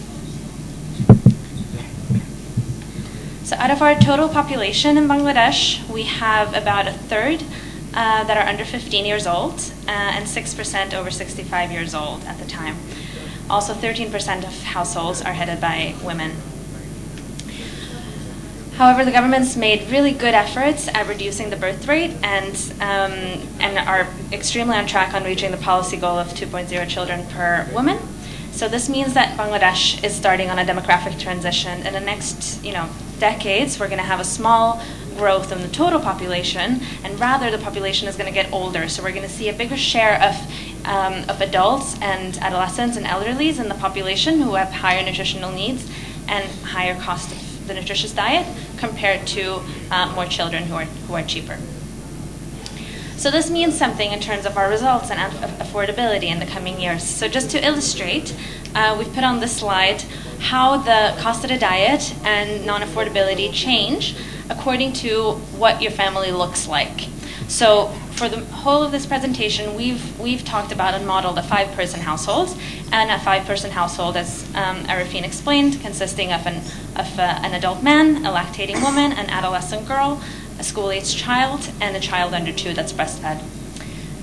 What we see is that if we change that household composition, for example, in the second bar to include an elderly person, we get a lower cost of the diet and a lower non-affordability. If we look at the cases of 4-person households, for example, the first bar shows a female-headed household with no adult male and 2 children. The second bar shows a household with an adolescent boy and 2 adults and a child. And the third bar shows the case of a household with 2 adults and an adolescent girl who's pregnant, as well as a small child. So we see that depending on who's in your household and their specific nutritional requirements, you get different levels of cost of the nutritious diet, and that is associated with a different level of non-affordability. So this is just to keep in mind that the non-affordability, 13%, is at the national average level, and households, depending on who's in that household and the age and sex of these individuals, you're going to get different results. For not all households or individuals are the same when it comes to nutrition. If we're looking at the different individuals, so now we're back on our model household, we can see that in terms of energy, the adult man and the lactating adult woman have similar energy requirements in terms of calories. However, for certain nutrients, it will be different. So for example, for iron, you can see in yellow that the adolescent girl has the highest proportion of iron requirement in the household, followed by the lactating woman, and only after that, the adult man. So what does this mean? In terms of the cost of the diet, this actually means that it's going to be more expensive and therefore more difficult to meet all the nutritional needs of the adolescent girl and of the woman. They have the highest shares of cost of the nutritious diet because of these specific nutrition requirements. So that means it's harder for them to access the foods and the diversity of foods that will allow them to meet all their nutrient needs, be healthy, and also then be healthy for if they decide to have children. So it's very important to pay attention to these specific needs in adolescent girls and of adult women. And then in addition to this nutritional vulnerability that we see, we also have seen in Bangladesh through a variety of secondary data, and in one report specifically on the state of food security and nutrition, that in households where there is food insecurity and someone in the household adopts an adverse coping strategy, it is much more often women and girls rather than men and boys who go to bed hungry without dinner or who skip a meal in favor of other family members. So there's like a gender inequality in terms of who eats first and who eats last, and it's not in line with nutritional requirements, and this can be like an additional adverse effect on nutrition. Now I'll pass it over to Tanima, who'll talk to you about the child under 2. Thanks, Sarah Lisa, for handing over to me. Under 5 children. শিশুর পুষ্টির প্রথম শর্ত হচ্ছে তাকে continued breast feeding করা 2 years of age পর্যন্ত। Currently দেখা গেছে যে 18 মান্থস পর্যন্ত ব্রেস্ট ফিডিং এর রেটটা বেশ হাই, তারপরে সেটা কমে যায়। এবং এক্সক্লুসিভ ব্রেস্ট ফিডিং যেটা 6 মাস পর্যন্ত হওয়ার কথা, সেটা এখন 3 মাস পর্যন্ত হচ্ছে median duration. Cost of diet, যেটা আমার আগের কলিগ মেনশন করেছে, যেহেতু এফএনজি একটা কস্ট অ্যানালাইসিস, সো এই কস্ট অ্যানালাইসিসে দেখা গেছে যে nutritious diet for children, cost of nutritious diet is very লো যদি আমরা কস্ট অ্যানালাইসিস করি। কিন্তু তারপরে অন্যান্য যে ফ্যাক্টরগুলো কাজ করে নিউট্রিশন রিকোয়ারমেন্টের ক্ষেত্রে for under 2 children, which is a challenging for mothers to fulfil the nutrition requirement for the children. FNG nutrition situation analysis করার সাথে সাথে কিছু মডেলিং প্রপোজ করেছে বিভিন্ন সেক্টরের, সেকশনের, বিভিন্ন এজ গ্রুপের। সেক্ষেত্রে আন্ডার 5 চিলড্রেনের জন্য কমপ্লিমেন্টারি ফিডিং এর ক্ষেত্রে কিছু মডেল করা হয়েছে। তার মধ্যে one of the model could be যে সুজি রেসিপি, সুজি with appropriate mix of different nutritious food, which could be one of the option for fulfilling the nutrition requirement as a complementary food. এই ইনফরমেশনগুলো বা ডেটাগুলো থেকে সাথে আমরা সবাই নিশ্চয়ই বেশ পরিচিত। 2014 এর বিডিএইচএস ডেটা অনুযায়ী দেখেছি যে আমরা exclusive breast feeding rate is 55%, but সবচেয়ে অ্যালার্মিং হচ্ছে diet diversity is still 28%, meaning under 2 চিলড্রেনের জন্য যেই কমপ্লিমেন্টারি ফিডিং, যে ফুডগুলো খাওয়ার দরকার প্রয়োজন, সেগুলো আমরা এখনো 28% মারা সেটা দিচ্ছে শিশুদেরকে, মিনিং এটা এখনো আমাদের জন্য ভেরি রিস্কি। এফএনজির কস্ট, আমরা ফুড কমপ্লিমেন্টারি ফিডিং এর কস্ট অ্যানালাইসিস যেহেতু করা হয়েছে, তো দেখা গেছে যে একটি হাউস হোল্ডের মধ্যে আন্ডার 2 চিলড্রেনের কস্ট, হাউস হোল্ড ফুল ডায়েটের মধ্যে আন্ডার 2 চিলড্রেনের ডায়েট কস্টটা 6%, which is very low, not a very good, মানে হাই রেট। বাট তারপরেও এখনো আমাদের ডাইভার্সিটিটা কেন ইনশিওর হচ্ছে না? Because there are other factors. কারণ যেই টাকাটা দিয়ে সে তার শিশুর জন্য কমপ্লিমেন্টারি ফুড খাবে, হয়তো ওই 6% টাকাটা তাকে স্পেন্ড করতে চায় সে, কিন্তু সে করতে পারছে না, কারণ তার অন্যান্য খাবার যেগুলো সে অল্প পরিমাণে তার শিশুর জন্য কিনতে হবে, সেটা অল্প পরিমাণে বাজার থেকে কেনা সম্ভব না। 2 গ্রাম, 5 গ্রাম, 5 গ্রামস, 8 গ্রামস করে কোনো ফিশ বা মিট বা এভাবে তার সে কেনা কোনোভাবেই সম্ভব না, বা ফ্রুটস, একটা ফ্রুটস হয়তো বা কেনা সম্ভব না। তো সেই জন্য তার ফুলফিল সে করতে পারছে না প্রপারলি তার মার্কেটের স্ট্রাকচার অনুযায়ী বা আমাদের সিস্টেম অনুযায়ী। এবং কোল্ড স্টোরেজ একটা অন্যতম প্রবলেম। এছাড়া একটা শিশুর ফ্রিকুয়েন্ট ফিডিং দরকার, যেহেতু বাচ্চাদের স্টমাক অনেক ছোট, তার ফ্রিকুয়েন্টলি ফিডিং দরকার, হয়তো তার পরিমাণ কম লাগে, কিন্তু কোয়ালিটি ফুড আর nutrient dense food is very much required. আরেকটা হচ্ছে যে intra household distribution. So intra household, একটা হাউস হোল্ডের মধ্যে বিভিন্ন এজ গ্রুপের মেম্বাররা যেহেতু থাকে, সেক্ষেত্রে হাউস হোল্ডের food distribution is one of the challenge to ensure the child food properly. Cost থেকে দেখা গেছে প্রথম বারটা আমরা যদি দেখি যে এটা 10 টাকা, যদি অপটিমাইজ নিউট্রিশাস ডায়েট চুজ করে একটা হাউস হোল্ডে মা তার শিশুর জন্য, সেক্ষেত্রে 10 টাকা দিয়েই সে নিউট্রিশাস ফুডটা এফোর্ড করতে পারছে per day, per children, for a child under 2 years.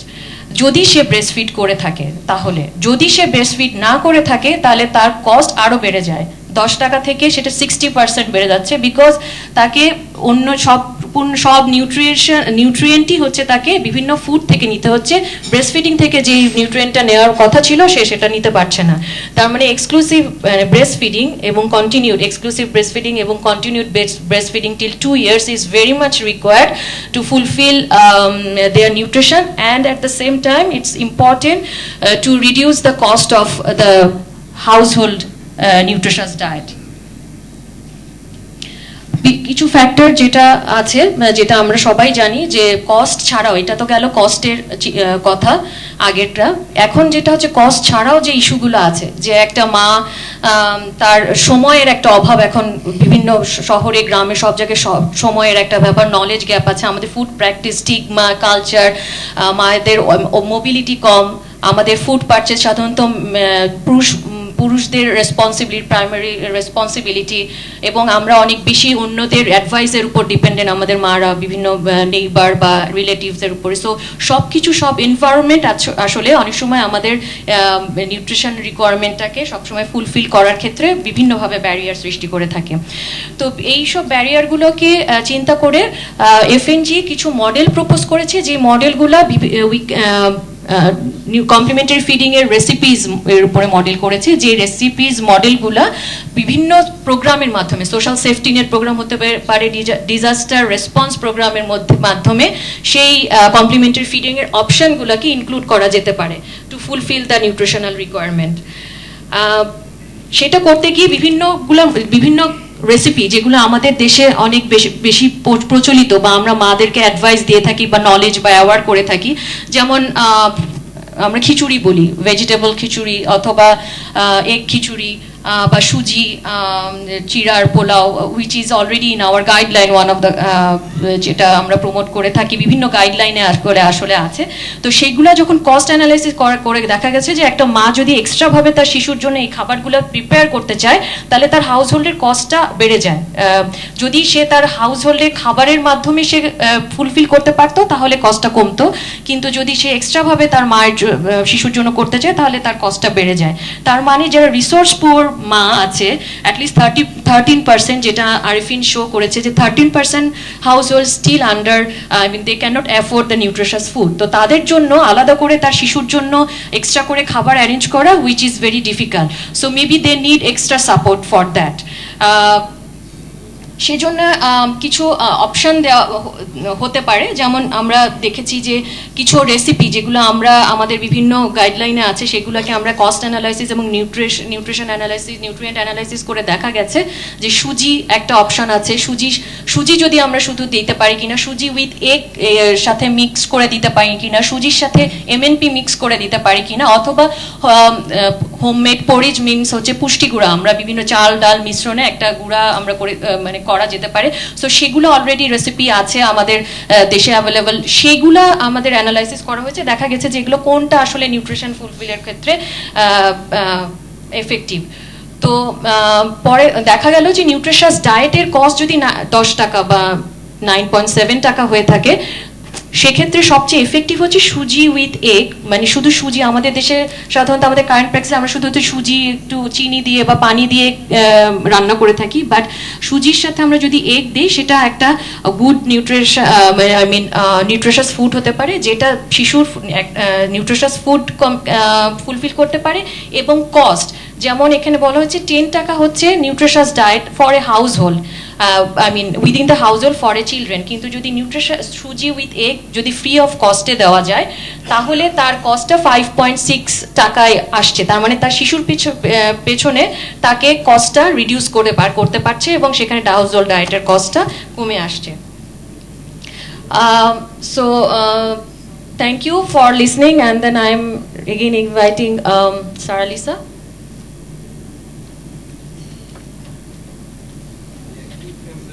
Still didn't learn Bangla, I'm sorry. I'll take you through the modeling for the school-age child and a bit of the research that we did for that. So we looked into fresh school meals and school meals, and saw that these are good nutritionally and also can improve learning and foster healthy food habits, as well as promote a demand in the present and in the future for more nutritious foods. And now that there's an expansion of primary education to reach grade 8, this is really a good opportunity to reach the nutritional requirements of individuals with higher nutritional vulnerabilities, so like the adolescent girl and adolescent boys. So there's a lot of vitamin A deficiency, again, among school-age children, as well as iodine deficiency and iron deficiency. We don't have data on all micronutrients, but we see that there is a need among this population, and many of these are in school. Most of these are in school. So school meals are really a very powerful platform we can use to reduce malnutrition in this age group. And as well, if as primary education is expanding and having students with older students, we could reach some of the adolescents as well. So on this graph, we see underweight and also overweight being a concern for adolescents. The younger adolescents, aged between 10 and 14, that have a lot of, a fourth of them are underweight. And then for the 15 to 18-year-olds, there's still underweight, but we also see increasing levels and worrying levels of overweight and obesity. So with this in mind, we modeled some different types of school meals and looked at what benefit it could bring in terms of reducing the cost of the nutritious diet for these children and for adolescents, and also thought about what it could mean in terms of the production system and increasing demand and consumer awareness and desire to eat nutritious foods. So we did some different school meals and a mix of fresh meals and of biscuits in schools. On this graph, you'll see the results for the school-aged child in blue, and then for the adolescent girl, also valid for the adolescent boy, in orange.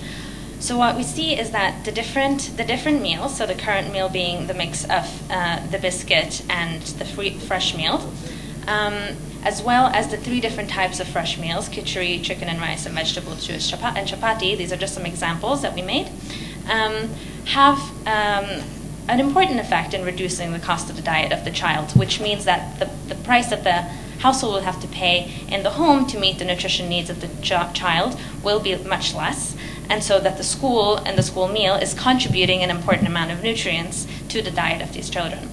So for the child, the vegetable stew and chapati option, for example, could reduce the cost of the diet by 43%. For the adolescent, the impact is still important, but is much less. So basically, with the current budget of 18 taka a day within which we've modeled these meals, the meal is just not as adequate for the adolescent as for the child. The adolescent is older, has more requirements in terms of energy, but also in terms of nutrients. So here we see a bit more in detail. Here we have a graph of how the different school meals meet the nutritional requirements in terms of vitamin B1, B2, calcium, iron. And so if our target is 50%, we can see that for the school-aged child, it reaches almost 50% and also over 50% for a certain amount of micronutrients, these different school meals, but much less for the adolescent girl. So what makes a nutritious school meal? These different options have different nutritional qualities depending on what foods are in it. And if we look at the contribution of the different ingredients to meeting nutrient requirements, we see that it's really a diverse meal, a meal that includes different types of foods and fortified foods that can provide the range of nutrients that we're looking for. So on this graph specifically, you can see that if a school meal without animal source foods, for example, will meet the requirements that you see in dark blue. And just from adding fortified rice, for example, we really make a big contribution to better meeting vitamin B12, B1, and A. So fortified rice could be sort of a very effective intervention to meet an increased amount of nutrients. Eggs are also really important in terms of B12, for example, and protein. And for example, fish powder, though there's some debate as to whether children would want to eat fish powder mixed with, for example, their khichdi, but that's for you to discuss later. So that's for the school-aged child. And now I will go back to talk to you a little bit again about women and adolescent girls. So we already saw that they have a higher nutritional vulnerability than men and boys, and that this is sort of compounded by these disempowering gender norms that the government has done a lot of work to improve, but that still persists and that requires sustained effort. And then when we see high rates of early marriage and pregnancy, this is a risk to the girl herself and her opportunities in life and future productivity, but also if they have children, or it's a risk for their children. Here we're looking a little bit at the dietary diversity of women, and on a national level, only 1 out of 3 women are eating an adequately diverse diet. So what we want is the dark blue. We'd like everybody to be dark blue, so to have 5 or more different food groups consuming them every day. But this isn't quite achieved yet. So there's a lot of room for improvement on women's dietary diversity, which will allow them to get more of the nutrients that they require. The situation is better in urban areas and among the highest quintiles, but is poorer in the lowest quintiles in the rural areas, and very much so in the Dhaka slums. For the adolescent girls specifically, we also have pretty high rates of stunting. 1 out of 4 girls being stunted between the age 15 and 19. Over half are anemic, and only and 65%, so the majority of adolescent girls don't achieve the adequate dietary diversity. So this is a big risk, because if adolescent girls, as they grow older and become women, if they're malnourished in adolescence and bring that into their adulthood, if they decide to have children, children born to mothers who have a low nutritional status, often have poorer birth outcomes, and are more likely to be stunted or wasted. So we really need to pay attention to the nutrition of these adolescent girls for themselves, but also if they decide to have children. And at current time, we know that over half of women that are currently aged 20 to 24 were married before they were 18. And then 24% had a child before they were 18. So here we really see how important it is to emphasize adolescent girls' nutrition, but also their rights. So what can we do? We've modeled some supplements. We've looked at, for the adolescent girl and the pregnant and lactating woman, we've looked at multiple micronutrient supplements and iron folic acid tablets, as well as calcium. And on this graph, you'll see the results for the adolescent girl on the left and for the adult pregnant and lactating woman on the right.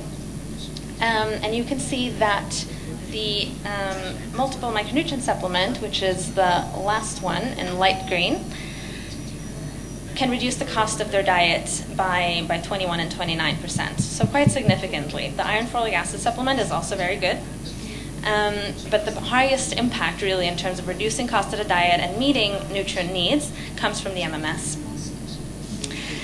And there's also global evidence, there's a lot of recent global evidence that concludes that MMS is actually superior to iron and folic acid supplementation for birth outcomes and for health. So specifically for Bangladesh, Nutrition International did an analysis and found that transitioning from IFAs in iron folic acid to MMS would avert over 1 million disability-adjusted life years over the next 10 years, would prevent an additional 12,000 children from dying, and would yield benefits almost 300 times greater than the cost.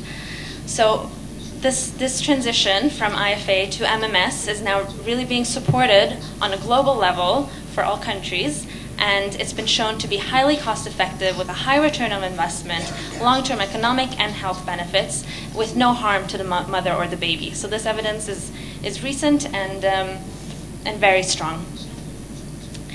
So I'll now hand over to Samuel. Thank you very much.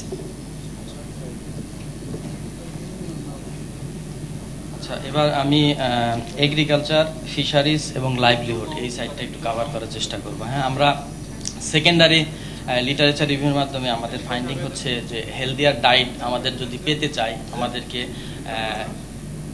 দুই দিকে invest করতে হবে। একটা হচ্ছে আমাদের demand side যেমন বাড়াইতে হবে, অন্যদিকে আমাদের সাপ্লাইয়ের দিকেও কাজ করতে হবে। কারণ যদি ডিমান্ড ভালো না হয়, তাহলে যেমন যারা সাপ্লাই দেয় তারা উৎসাহিত হবে না, অন্যদিকে সাপ্লাই না থাকলে যারা ডিমান্ড যাদের দরকার তারা উৎসাহ বোধ করবে না কেনার জন্য। এই একটা বিষয় আমরা পেয়েছি।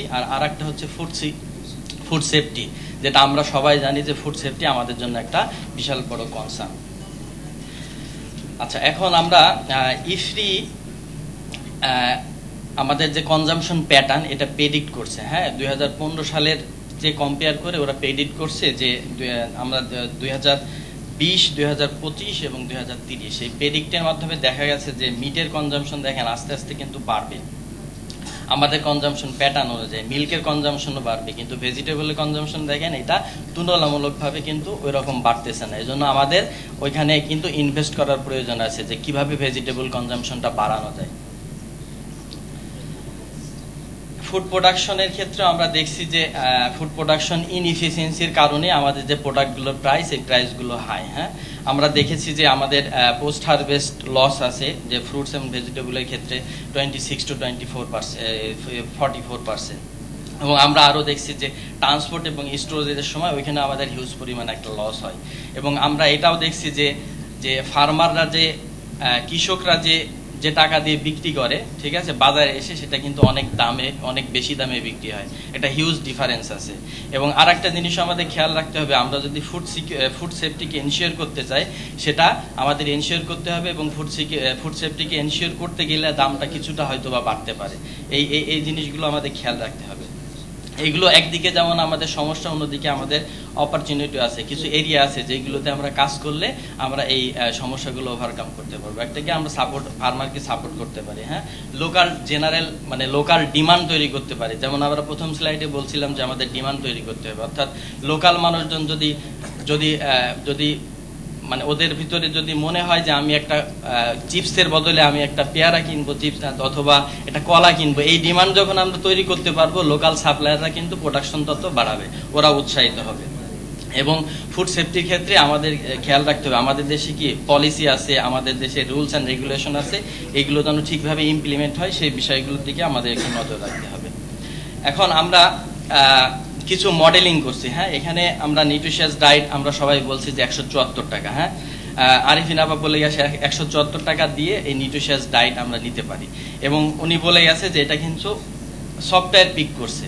174 টাকা আমাকেও যদি 174 টাকা দেওয়া হয়, আমার জন্য কিন্তু খুব ডিফিকাল্ট হবে এই ডায়েটটা মেনটেন করা। হ্যাঁ, এই জন্য আমাদের রিকমেন্ডেশন আছে সোশ্যাল বিহেভিয়ার চেঞ্জ কমিউনিকেশন, এটা কিন্তু আমাদের উপর অনেক জোর দিতে হবে। হ্যাঁ, তা আমরা লাইভলিহুডের ক্ষেত্রে আমরা যে মডেলিংটা করছি, একটা হচ্ছে ফিশ পন্ড কার্প, আর একটা হচ্ছে fish pond tilapia, kitchen garden and livelihood. এই মডেলিং করার পরে আমরা দেখছি যে হাউসহোল্ডগুলো এই ধরনের সুবিধা পাবে, অর্থাৎ ফিশ পন্ডের যে ফর এক্সাম্পল ফিশ পন্ড আমরা কি মডেলিং করছি, একটা হাউসহোল্ড এফএনজি হাউসহোল্ড সপ্তাহে 5 কেজি, হ্যাঁ 5 কেজি যদি সপ্তাহে 5 কেজি মাছ খায়, হ্যাঁ কার্প মাছ, তাইলে কি হবে, তার যে নিউট্রিশিয়াস ডায়েট যে ফ্যামিলির জন্য কোনো ইন্টারভেনশন নাই তার জন্য লাগবে 174 টাকা, আর যেই ফ্যামিলিকে আমি এই ফিশ পন্ডের এই মডেলিংটা যে ফ্যামিলি ভোক্তা হবে তার জন্য হবে হচ্ছে 165 টাকা। অর্থাৎ এইভাবে জিনিসটা কমে যাবে।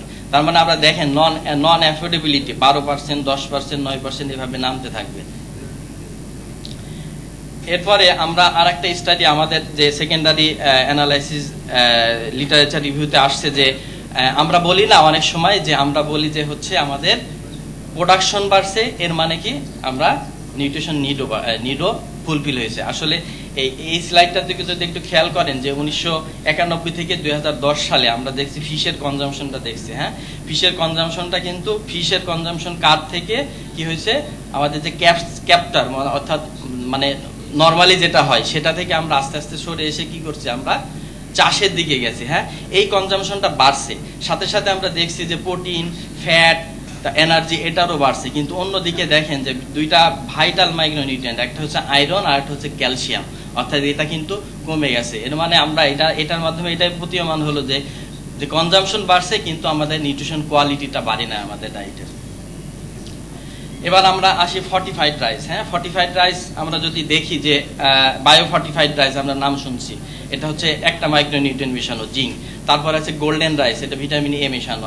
আর একটা আছে ফর্টিফাইড রাইস যেটা আইসিবিজিডির মাধ্যমে দেওয়া হয়, সাথে 6টা মাইক্রোনিউট্রিয়েন্ট দেওয়া আছে। হ্যাঁ, তো আমরা নিউট্রিশিয়াস ডায়েটের জন্য কত লাগে 174 টাকা। কিন্তু আমরা যদি দেখি বায়ো ফর্টিফাইড রাইস এবং গোল্ডেন রাইস যদি নর্মাল রাইসকে রিপ্লেস করি, তাইলে আমাদের দেখা যাবে যে ফর্টিফাইড রাইসের ক্ষেত্রে কস্টটা আরো বেশি কমে আসছে। এবং এখানেও আমরা দেখি যে দেখেন লাস্টেরটা হচ্ছে 45, যেখানে 6টা দেওয়া হলো, সেটার মাধ্যমে আমরা এই 6টা মাইক্রোনিউট্রিয়েন্ট যে রিকোয়ারমেন্ট একটা ফ্যামিলির যে রিকোয়ারমেন্ট, সেই রিকোয়ারমেন্ট আমরা ফুলফিল করতে পারি compare to golden rice and bio fortified rice.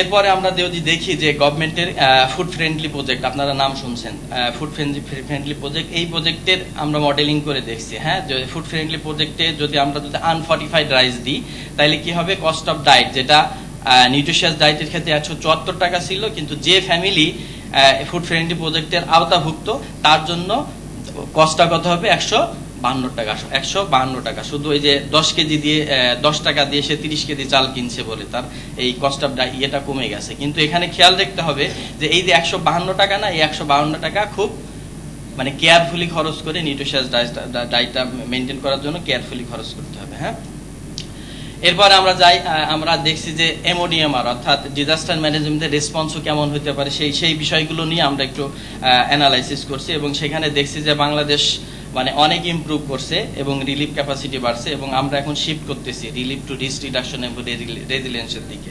এবং আমরা আমাদের এক্সপিরিয়েন্স এটা দেখছি যে আমরা যদি অনেক মানে বিগত সালের বন্যাগুলো যদি দেখে থাকি তাহলে আমরা দেখবো যে ফুড এবং নন ফুড মার্কেট খুব তাড়াতাড়ি কি হয়, সব থেকে রিকভার হয়ে যায় খুব তাড়াতাড়ি। কিন্তু একটা সমস্যা আমরা যেটা দেখছি যে ইনফ্রাস্ট্রাকচার এবং লাইভলিহুড অ্যাসেট এটার যে রিকভারিটা খুব দ্রুত হতে হবে। যদি দ্রুত না হয় তাহলে ফার্মাররা কিন্তু ভিসিয়াস সাইকেলের মধ্যে পড়ে যাবে, অর্থাৎ তার ইনকাম কমবে, এবং ইনকাম করলে তার পোস্ট হারভেস্ট লস হবে, বিভিন্ন লস হবে, তার ফলে দেখা যাবে তার নন অ্যাফোর্ডেবিলিটিটা বেড়ে যাবে।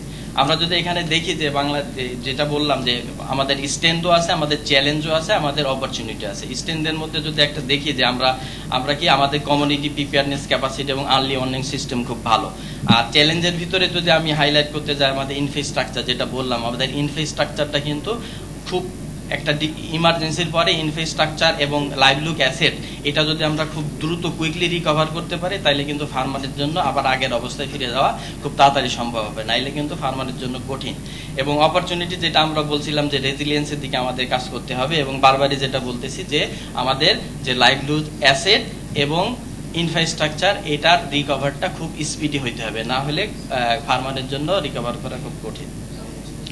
এটা আমি অলরেডি বলছি যে এটা একটা ভিসিয়াস সাইকেলের মতো। হ্যাঁ, আমাদের যদি ইনফ্রাস্ট্রাকচার এবং অ্যাসেট ড্যামেজ হয় তাহলে সেটা আলটিমেটলি কি হবে, হারভেস্ট লস্ট হবে এবং লো ডিমান্ড ফর লেবার হবে, অর্থাৎ বন্যার পরে দেখবেন যে ওইখানে যারা কৃষিকাজ করে তাদের ডিমান্ড কিন্তু অনেক কমে যায়, যার ফলে তাদের ইনকাম কমে যায় এবং পারচেজিং পাওয়ারটা কমে যাবে, যেটা আলটিমেটলি কি হবে, নন অ্যাফোর্ডেবিলিটিটা বাড়াই দিবে। এরপরে আমরা একটা স্টাডি দেখা হয়েছে, সেটা হচ্ছে 1998 সালে বন্যার পরে। হ্যাঁ, বন্যার পরে ওয়েজ লেবারগুলো কিভাবে কমছে বাড়ছে এটার একটা স্টাডি দেখা হয়েছে, এবং সেটার সঙ্গে আমরা আমাদের এই কস্ট অফ ডায়েট একটা কোরিলেশন করে দেখছি যে যখন কোনো ফ্লাড নাই তখন আমরা জানি যে নর্মাল টাইমে নন অ্যাফোর্ডেবিলিটি হচ্ছে 30%। হ্যাঁ, যদি 1 ফুট পানি বাড়ে তাহলে নন অ্যাফোর্ডেবিলিটি বেড়ে 16% হবে, যদি 2 ফিট বাড়ে তাহলে 19% হবে, যদি 4 ফিট বাড়ে তাহলে 27% হবে। মানে ওই স্টাডিটির সঙ্গে আমরা এটা রিলেট করে দেখছি যে বন্যার কারণেই যে ক্ষতিটা হবে সেই ক্ষতিটা যদি খুব তাড়াতাড়ি পূরণ না হয় তাহলে আমাদের নন অ্যাফোর্ডেবিলিটিটা বাড়তে থাকবে। এরপরে আমরা বিভিন্ন প্যাকেজ নিয়েও দেখছি যে কারেন্টলি ফুড সিকিউরিটি ক্লাস্টার যে প্যাকেজটা প্রপোজ করছে। হ্যাঁ, এখানে দেখা যে রাইস 10 কেজি, তারপরে চিনি 1 KG, potato 1 KG, lentil 1 KG এবং হচ্ছে তেল 1 লিটার। হ্যাঁ, আর একটা ড্রাই প্যাকেজ আমরা ধরছি হচ্ছে শুধু রাইস, আর একটা ধরছি আমরা চিরা এবং গুড় এবং হচ্ছে বিস্কিট, ফর্টিফাইড বিস্কিট। তো এইগুলো আমরা মডেলিং করে দেখছি যে যখন কোনো ইন্টারভেনশন নাই, হ্যাঁ, যখন কোনো ইন্টারভেনশন নাই তখন সেটার আমরা জানি যে 174 টাকা, সেটার কস্ট হচ্ছে 174 টাকা। এবং এখানে দেখেন যে একটা অ্যাশ কালারে দেওয়া আছে 9%, অর্থাৎ আমি যদি ফর্টিফাইড রাইস অ্যাড করি তাহলে কিন্তু এই 9 টাকা আরও কমে যাবে। এভাবে আমরা যদি দেখি যে সবচেয়ে কোনটার জন্য কস্ট কম, চিরা এবং মোলাসিস, চিরা, গুড় এবং বিস্কিট, এটা যদি আমরা একটা ফ্যামিলিকে দিতে পারি তাহলে তার নন অ্যাফোর্ডেবিলিটি অর্থাৎ নিউট্রিশিয়াস ডায়েটের যে কস্টটা অনেকটা কমে আসবে, অর্থাৎ 60 টাকা হবে, 174 থেকে নেমে শুধু 60-এ নেমে যাবে। হ্যাঁ, আমরা এই এক্সারসাইজ করতে গিয়ে আমরা সবগুলো কনসিডার করছি, অর্থাৎ মার্কেট ফাংশন করছে কি করছে না, তারপরে আমরা দেখছি যে ক্যাশ দেওয়া সম্ভব কি না, হাউস হোল্ড রান্না করতে পারবে কি পারবে না, এইগুলো কনসিডার করে আমরা কি করছি ওই যে আগের যে মডেলিং গুলো দেখানো হয় এই মডেলিং গুলো প্রপোজ করছি।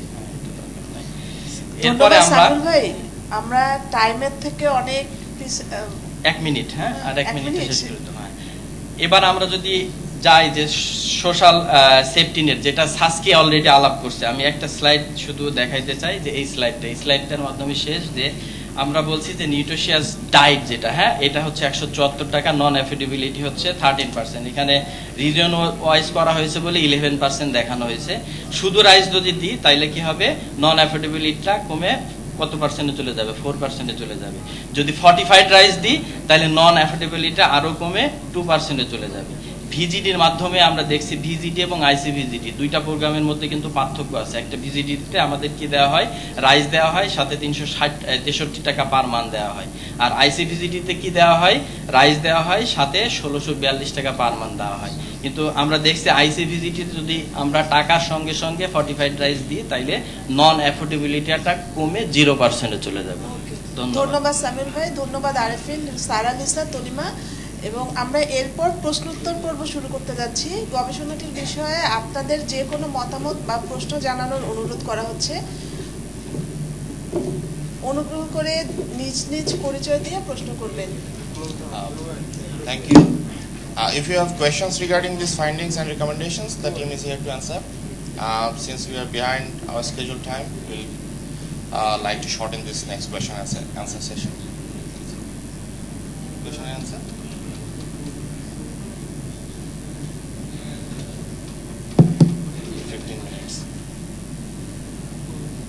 I'm Professor Nazma Shaheen from Institute of Nutrition and Food Science.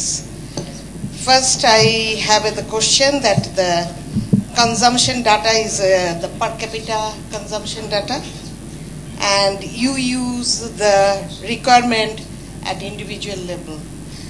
In per capita consumption data, there is the consumption of poor people and rich people, so it's the per capita consumption data. So you assess the gap with two level of data set. That is one observation of mine. And another one is the cost analysis. You use the Hayes 2016 data set, and it's 3 years previous data set. You can do some inflation adjustment with the present cost, but because this cost is the 2016 cost of the diet. It's not the present cost. And because Agriculture Ministry has the food cost in every month, so you can use that data set, which would be the more appropriate. And for social safety net program, you should segregate the ultra-poor section consumption data and their requirement.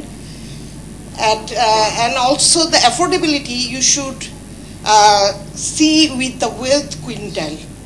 Otherwise, per capita data cannot give the affordability of the ultra poor. So these are the observation of my. Thank you very much. Thank you very much, Dr. Nashma, for your well spotted points. On the data that we used indeed the highest data, so they are the 2016 data, but we made sure by using that we had the prices and the expenditure at the same point in time. So we do realize that today's prices are not the same as 2016, and today's expenditure based on income is also not the same as in 2016, but it gives the comparability at that point in time. And the food price data, to get them, they always come with a delay. So we decided to go for 2016 because that is the households' prices that they paid, whereas also the monitoring prices, they are from specific markets, specific locations. So there are pros and cons in every data set that we could have used. So good to know that, yes, we did use 2016, and then we did that both for the prices and for the expenditure. On the wealth quintiles, basically we use that full expenditure curve. So in there we have the percentiles. So we plot all the households for a division, and then we take the average of those divisions. So that was the way to make sure we capture the expenditure across the full population. And if we break it up, then we would have it by the quintiles. Anyone else with a comment? একটু একটু দুঃখিত আমরা বলছি যে আমরা সময়ের চেয়ে কাঙ্ক্ষিত সময়ের চেয়ে পিছিয়ে আছি, তো আমরা এই পর্যায়ে আর দুজনের প্রশ্ন নিব, আর বাকি প্রশ্নগুলো আমাদের এখানে সাসকিয়া থাকবে, মনিক থাকবে, লাঞ্চের ব্রেকে আলোচনা করা যাবে। আমরা দুজনের প্রশ্ন নিব। Thank you. Thank you for the opportunity given to me. I'm Iqbal Kabir. I'm the consultant and supporting the Bangladesh National Nutrition Council. Again, as a follow-up, what Professor Nazma Shaheen was telling, I had two questions and one observation. One is, if we use the HIS 16, and you know that the upper poverty line and the lower poverty line, based on the CBN, the cost of basic needs, which includes the food items and non-food items. And the food items, then they have particular group of food, 11 food items. When we compare these two, we have to see also we are comparing those foods, what is included in the HIS sort of food basket. That's one. Second one is observation in writings I have seen that, we say 13% the non-affordability, and we are trying to equate it with the lower poverty line, which is 11.6. We should not, because we have to also see, as you said, the cost is not the only drivers of the affordability. So we have to see within that, 11.6% who are below the poverty line, extreme poverty line, how many of them have the affordability and how many do not have the affordability. That's a sort of another point. Because also it is supported by your findings that the cost of the affordability is within the household, the under 6 has the lowest cost. But if you look at the nutrition vulnerability, they have the highest sort of.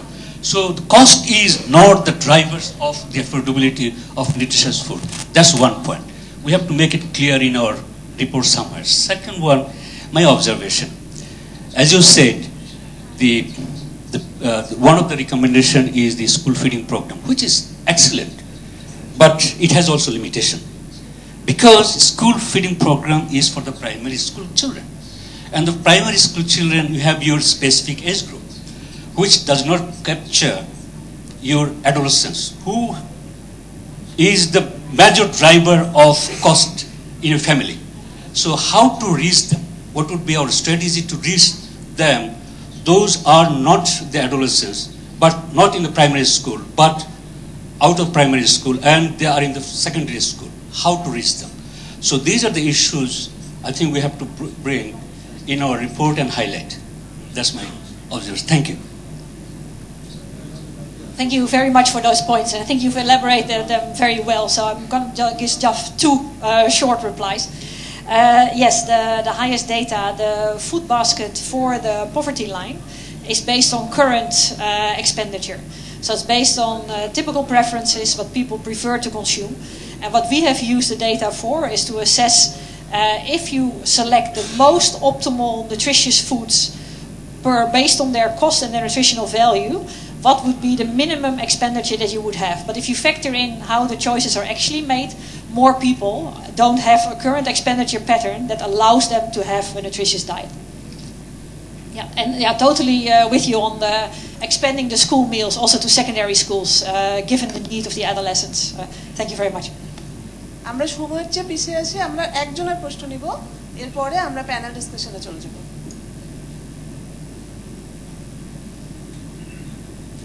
Thank you very much. প্রশ্নটি সংক্ষিপ্ত আকারে করার জন্য অনুরোধ করা হচ্ছে। খুবই সংক্ষিপ্ত করব আপনার অনুরোধের জন্য। প্রেজেন্টেশন খুবই সুন্দর হয়েছে, নিঃসন্দেহে ধন্যবাদ পাওয়ার যোগ্য। আমি ছোট্ট প্রশ্ন করব আমাদেরই সঙ্গী সাথী সামিউল এবং তানিমার কাছে। আমরা এখন ভুগছি কিন্তু ট্রিপল বার্ডেন অফ ম্যাল নিউট্রিশনে, যদিও সেখানে ওভার নিউট্রিশন এখানে আসছে না, আন্ডার নিউট্রিশন এবং মাইক্রোনিউট্রিয়েন্ট গ্যাপ সেটা নিয়ে আমাদের কিন্তু কনসার্ন বেশি। প্রেজেন্টেশনে কিন্তু আমরা মাইক্রোনিউট্রিয়েন্ট পাওয়ার ক্ষেত্রে অনলি ভেজিটেবলস দেখেছি। শুধু কি ভেজিটেবলস আমাদের সকল মাইক্রোনিউট্রিয়েন্টের গ্যাপ ফুলফিল করতে সক্ষম? এই প্রশ্নটি আমার তুলে ধরলাম, উত্তরটা দেবেন। Okay, thank you, sir, for asking these questions. I think if we look at the current consumption, there is a need for more focus towards plant-based and vegetable foods. And because at the moment we're very much, and I think that was something we heard also in the speech this morning, we're very much concerned with protein and protein content. But if we look at what is currently really the biggest challenge in meeting, it's the micronutrients. And diversification for meeting those micronutrient needs can come for a large part from vegetables and fruits. I fully agree that animal foods have an important role to play in a diversified diet. They help to bring some micronutrients that are more difficult to access through vegetables and plant-based diets. They also help to promote the absorption of those micronutrients. So it's not as if we're saying that there should not be animal protein consumption or animal foods in a diet, in a healthy diet. But what we're saying is that if you look at the current tendencies and trends in food consumption and demand, then the biggest part, the biggest growth, the biggest change is on animal proteins and what they can contribute to our diet. And we saw the slide on the demand and the changing demand over time, and with that we saw that there is a good increase in the consumption of fish. There is a good increase in the consumption of eggs, and there is a good increase in the consumption of meat. But we do not see this additional demand for vegetables, which if you want to have a healthy diet that is not fully based on a lot of rice and only proteins, then we do need to have more vegetables. Our plates, our food plates in Bangladesh need to have that additional attention. So it's not our recommendation for putting stronger focus on vegetables is not to say that you're not allowed or you shouldn't be eating any meat. It is to say, if we look at the current trends in food consumption, then society as a whole and individuals do know that they need to strive for more fish and meat. That's not the question. But what they're confused about and what we forget about, and this was another issue that was raised this morning, we see vegetables as something for the poor. But vegetables are not something only for the poor. They're for all of us. And they help to contribute to a lot of nutrients in our diet. So I hope that explains the focus on vegetables in our recommendations. Thank you, Monique. And Fill the Nutrition Gap-এর গবেষণা কাজটিতে প্রথম থেকে যারা নানাভাবে ভূমিকা রেখেছেন, এবার আমরা তাদের থেকে কিছু শুনবো। আশা করছি আমাদের ভেতরে আরো কোনো প্রশ্ন থাকলে তাদের আলোচনার মাধ্যমে আমাদের সেই প্রশ্নগুলোর উত্তর আমরা পেয়ে যাব। এবার আমরা মঞ্চে আমন্ত্রণ জানাচ্ছি আজকের সম্মানিত প্যানেল বক্তাদের। মঞ্চে আসন গ্রহণ করবেন ডক্টর শাহ নেওয়াজ, মহাপরিচালক, জাতীয় পুষ্টি কমিশন, স্বাস্থ্য ও পরিবার পরিকল্পনা মন্ত্রণালয়। Doctor Shah Newaz.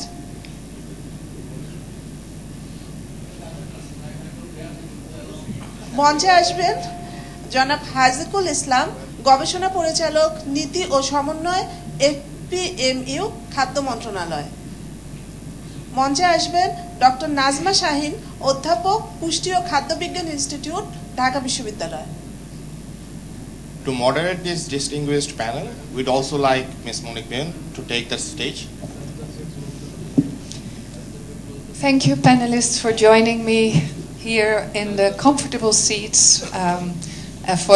on the platform, and for joining us in a bit of a discussion to reflect on the findings and recommendations that have been presented today. With all this evidence at hand, I think now it's important that we are going to translate the recommendations that were made into recommendations that are actionable, that are really something that we take forward. We do not want these recommendations to be put on a shelf and gather dust. we do not want this meeting to be a very pleasant get-together where we meet our friends and colleagues and where we discuss the topic at our hearts, but we do want this to become something where we take something away and have an agreement on how we move forward.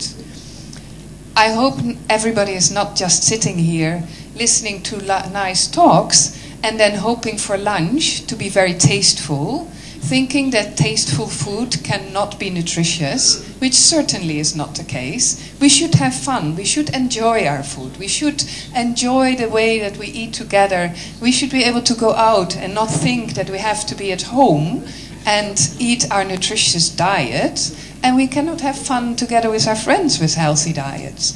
I think it can be combined, and to achieve that we need some change. So I think our objective with this panel discussion and with the meeting is that we come to a common agreement on how we move forward and what actions we can take jointly to make this into a reality. So, Dr. Janavas, as the lead of National Nutrition Coordination, can you tell us how we can better work together to bring this into a reality? And what are real actions that we can take? Thanks a lot, Monique. But I differ with your first statement that we are in a very comfortable seat here. Probably I was in very comfortable seat in that because we are minority here. These people are majority. So I do salute all the time the majorities. Sitting behind, I sent a SMS to Tanima that I am to leave by 1 because I am to chair a meeting of the monitoring evaluation platform in my office, and again another meeting of the STC, Standing Technical Committee of the BNNC. Anyway, my first question to the organizers or the August presence is that really we do feel that we should be in a consensus with the fill the nutrition gap. That fill is FEEL. If we are in a consensus, no question. Because we are handling in such a tough subject with such a population, even if we consider only the students of this country, it is more than 4 crore and 50 lakhs. There are so many countries in the world which total population doesn't reach up to that level. সুতরাং আমরা যে বিষয়ে আমরা কথা বলছিলাম এবং মনিকা আমাকে যে প্রশ্নটা করেছেন তার উত্তর আমরা বলতে চাই আমরা কিন্তু we are in action. We have got so many actions are going on already. We have to sustain all these things in a harmonized manner. And moreover, the first thing is that till today or just recent past, we used to see the nutrition with the lens of the health. We have to come out of that. A healthy lens থেকে nutrition দেখলে আমরা পারবো না. It are really multi-sectoral, multi-level, multi-stakes, and we have got the Bible of nutrition, that is the NPEN 2. Just to implement the National Nutrition Policy 2015, we have the action plan 10 years long. Everything has been detailed on that one. So we are working on that so that rare duplication or triplication occurs, and that can be minimized in a very harmonized manner. Moreover, the first and foremost thing, everything depends on not on the individual behavior change, rather the social and cultural behavior change, and the women empowerment is a must. The other thing is that very recently we have the public expenditure review on nutrition that has been published. Astonishingly, one thing came that only 2% of the total expenditure came for nutrition specific and 98% for the nutrition sensitive. And what my senior colleague Iqbal Kabir, he says that even if we do more than 90% input to reduce the stunting to the specific one, we can reduce only 20%. If we give 90% input, because only 14% of the people are getting the government service, public service, public facilities. সুতরাং আমাদেরকে এটা মনে রাখতে হবে, আমরা 2%-এর জন্য nutrition specific কাজ করার জন্য দি biggest national programme is the national nutrition service. It has got 25 activities for 5 years, that doing very extremely good. কিন্তু আমরা ওদের পেছনে যদি আমরা সমস্ত শক্তিও প্রয়োগ করি, আমরা কিন্তু 20%-এর নিচে স্টান্টিং কমাইতে পারবো না, যেটা আমাদের জন্য একটা অভিশাপ। এখনও 1/3 আমরা বলি যে স্টান্টেড আন্ডার 5। সুতরাং এটা করার জন্য আমাদের সমন্বিত প্রচেষ্টার দরকার, ওমেন এম্পাওয়ারমেন্ট দরকার, এবং আমরা এই যে ফিল দি নিউট্রিশন গ্যাপ, এটার সঙ্গে বিএনএনসি একদম গোড়া থেকেই ছিল। আজকে এখানে আমাদের সুযোগ দেওয়ার জন্য আমরা ধন্যবাদ জানাই, এবং একই সঙ্গে অনেক from you and my two very I should say very learned panelists, particularly Professor Najma Shaheen, I do salute her, and Haji is a colleague of mine, and all other distinguished presence. I will beg your excuse, and you will allow me to leave so that I can reach Mahakali by 2.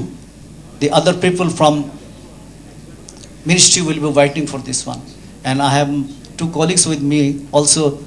They will be allowed. So Monique, I don't like to make my so-called speech lengthen. Thank you very much. Dear Dr. Sanos, thank you so much for staying with us to make sure that you could still give your contribution to the panel discussion. And we very much appreciate your efforts and calling us to make sure that actions are not only actions but are harmonized and coordinated among each other. And I understand that the monitoring meeting right now is an important part of that coordination, as well as making sure that the SDGs are met. So please have a safe journey to your next meeting.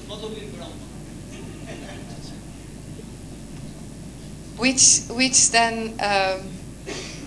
leaves us with 2 panelists that still have probably a lot to say to the effect of making the outcomes of this meeting more actionable. Mr. Hajikul Islam, as officer of the Ministry of Food, I know you're working on a new food and nutrition security policy that is taking a food systems approach, so really looking from the farm all the way to the fork, and that thus includes also issues of food quality and food safety.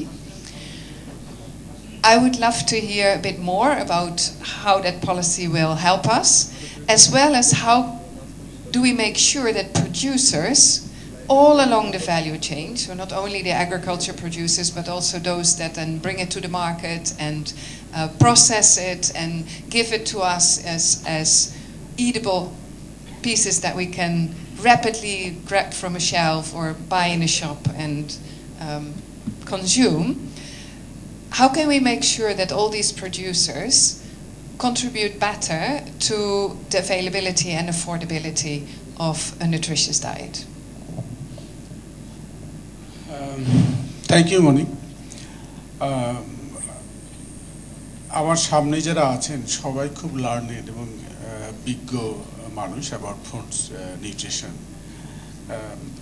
এই অডিয়েন্সের সামনে কথা বলা আসলে খুবই risky, তবু আমি আমার অভিজ্ঞতা এবং আমার সার্ভিসের যে কাজ করি সেখানের কিছু কথা আপনাদের একটু জানাতে চাই। কারণ প্রত্যেকটা কর্মের পেছনে একটা বিশাল ফিলোসফি আছে। সেই ফিলোসফিটা যদি আমরা দেখি তাহলে দেখব যে ওই ফিলোসফির আন্ডারে আমরা কাজ করে যাচ্ছি। এই যে আমরা এখন আমাদের স্টাডিতে বলছি যে আমরা ট্রিপল বার্ডেনের সমস্যায় আছি, কিন্তু আমি আর একটা জিনিস অ্যাড করতে চাই। এখানে আর একটা যে নিউট্রিশন গ্রোথ কানেকশনের অভাব আছে, আমরা কানেক্ট করতে পারিনি। আমাদের যে গ্রোথটা হচ্ছে ইকোনমিক গ্রোথ, সেইটার সাথে it doesn't maintain the pace with the economic growth and the nutritional improvement growth. এটার পেছনে যে ফিলোসফিটা হলো যে 1997 সালে ফার্স্ট ফুড নিউট্রিশন পলিসি হয়েছে। তারপর 2006 সালে হয়েছে food policy, national food policy. আমরা 2006-এ যখন ফুড পলিসিটা করি তখন আমরা যে সেই সময়ের যে কনটেক্সট, তখন আমরা ফুড প্রোডাকশন এবং কিভাবে প্রভার্টিকে অ্যালিভিয়েট করা যায়, অ্যাক্সেস মানে গরিব মানুষের পারচেজিং পাওয়ার কিভাবে বাড়ানো যায়, সেটা নিয়েই বেশি ব্যস্ত ছিলাম।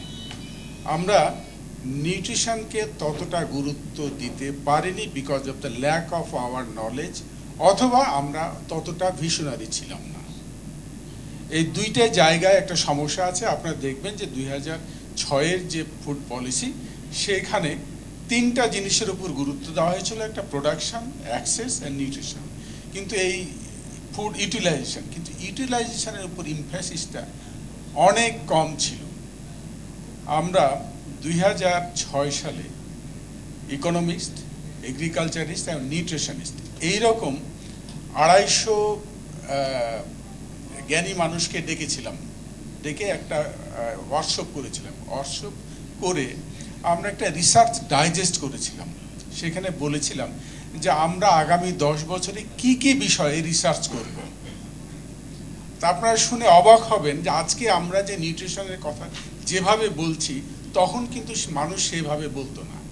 মানুষ বলেছে যে আমরা প্রোডাকশনের উপর গুরুত্ব দিব, আমরা প্রভার্টি রিডাকশনের উপর গুরুত্ব দিব। অনলি 5% মানুষ বলেছিল যে আমরা নিউট্রিশনের উপর গুরুত্ব দিতে হবে। আপনি দেখেন ওই যে ফিলোসফি, আমরা যে ফিলোসফি নিয়ে ফুড পলিসি করেছি, তার অ্যাকশন হচ্ছে যে আমরা 2011 থেকে 2015 পর্যন্ত ফুড অ্যান্ড নিউট্রিশন সিকিউরিটি পলিসিতে গভর্নমেন্ট এবং ডেভেলপমেন্ট পার্টনার যৌথভাবে বাংলাদেশে যে বিনিয়োগ করেছিল, এই কয়েক বছরের বিনিয়োগে 14 বিলিয়ন মার্কিন ডলার বিনিয়োগ হয়েছে দেশে। মাত্র 2.8% বিনিয়োগ হয়েছে নিউট্রিশন। আপনি কিভাবে আশা করবেন যে আমার ইকোনমিক গ্রোথের সাথে আমার নিউট্রিশনাল ইমপ্রুভমেন্ট গ্রোথ কি পেশ করবে, সঙ্গতি রেখে চলবে? কারণ আমার ফিলোসফি অন্য জায়গায়, আমি এখানে আনতে পারিনি।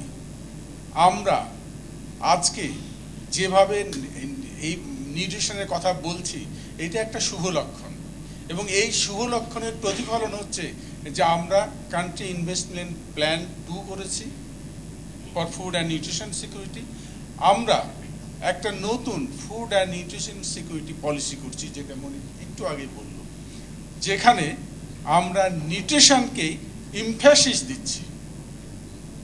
এইটাই হচ্ছে আমাদের অগ্রগতি, এবং আগামী দশকে আমরা আশা করছি নিউট্রিশন এই ইমপ্রুভমেন্টটা বিগত দশকের যে ইমপ্রুভমেন্ট তার চেয়ে অনেক দূর এগিয়ে যাব। আমি আর একটা মানে ক্লু বলি আপনাদের, যেমন দেখেন আমরা প্রতি বছর 2.8 million metric ton food grain গরিবদের মাঝে বিতরণ করি। এটা কি করি? ফুড অ্যান্ড নিউট্রিশনের নামে আমরা গরিবদের মাঝে বিতরণ করি। এই কি বিতরণ করি এর মাধ্যমে? অনলি রাইস অ্যান্ড হুইট, যেটা এনার্জিকে বাড়ায়। এই রাইস অ্যান্ড হুইটের এনার্জি এমনি তো মার্কেটে কম দাম, আমরা এইটার উপর সাবসিডি দিয়ে আরো কম দাম করে ফেলছি যেন গরিব মানুষ রাইস অ্যান্ড হুইট বেশি খায়। কই, আমরা তো লেন্টিন দিই না যেন গরিব মানুষের একটু প্রোটিন হয়। এই জায়গাগুলো থেকে আমাদের কাজ করতে হবে যেন গভর্নমেন্ট এই এনার্জির ইনক্রিজমেন্টকে কমিয়ে একটু নিউট্রিশন ইনক্রিমেন্টকে বাড়ানো হয়। এই জায়গাগুলো আমাদের দেখতে হবে। আর একটা জিনিস যেটা WFP করে, ফুড ফর্টিফিকেশন সম্বন্ধে আপা বলবেন, কিন্তু আমার কথা হলো যে এই 2.8 মিলিয়ন মেট্রিক টনের মধ্যে অনলি একটা ক্ষুদ্র অংশ ফুড ফর্টিফিকেশন।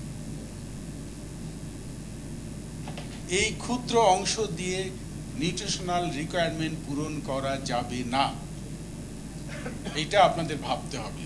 এই বিষয়ে আমাদের আরো রিসার্চ করতে হবে, এবং শুধু রিসার্চ না, এই রিসার্চগুলাকে ট্রান্সলেট করতে হবে অ্যাকশনে, পলিসিতে।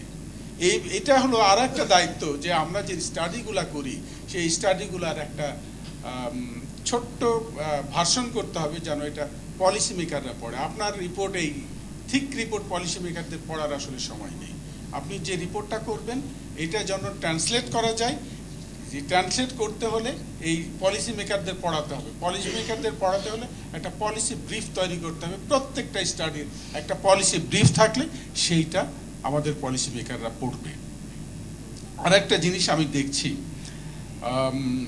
যে এখন যে পিএফডিএস আমরা দিচ্ছি সেটা তো বললাম যে ক্যালোরিকেই শুধু এনরিচ করছে, তার মানে সাবসিডি আমরা যে দিচ্ছি, গভর্নমেন্ট যে সাবসিডি দিচ্ছে সেইটা এনার্জিতে দিচ্ছে, নট নিউট্রিশন।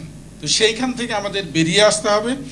আর একটা জিনিস যে এইটা কোনো মানে স্ট্যাটিস্টিক্যালি সিগনিফিকেন্ট কিনা আমি জানি না, তবে একটা জিনিস সাপোর্ট করে যে হায়ার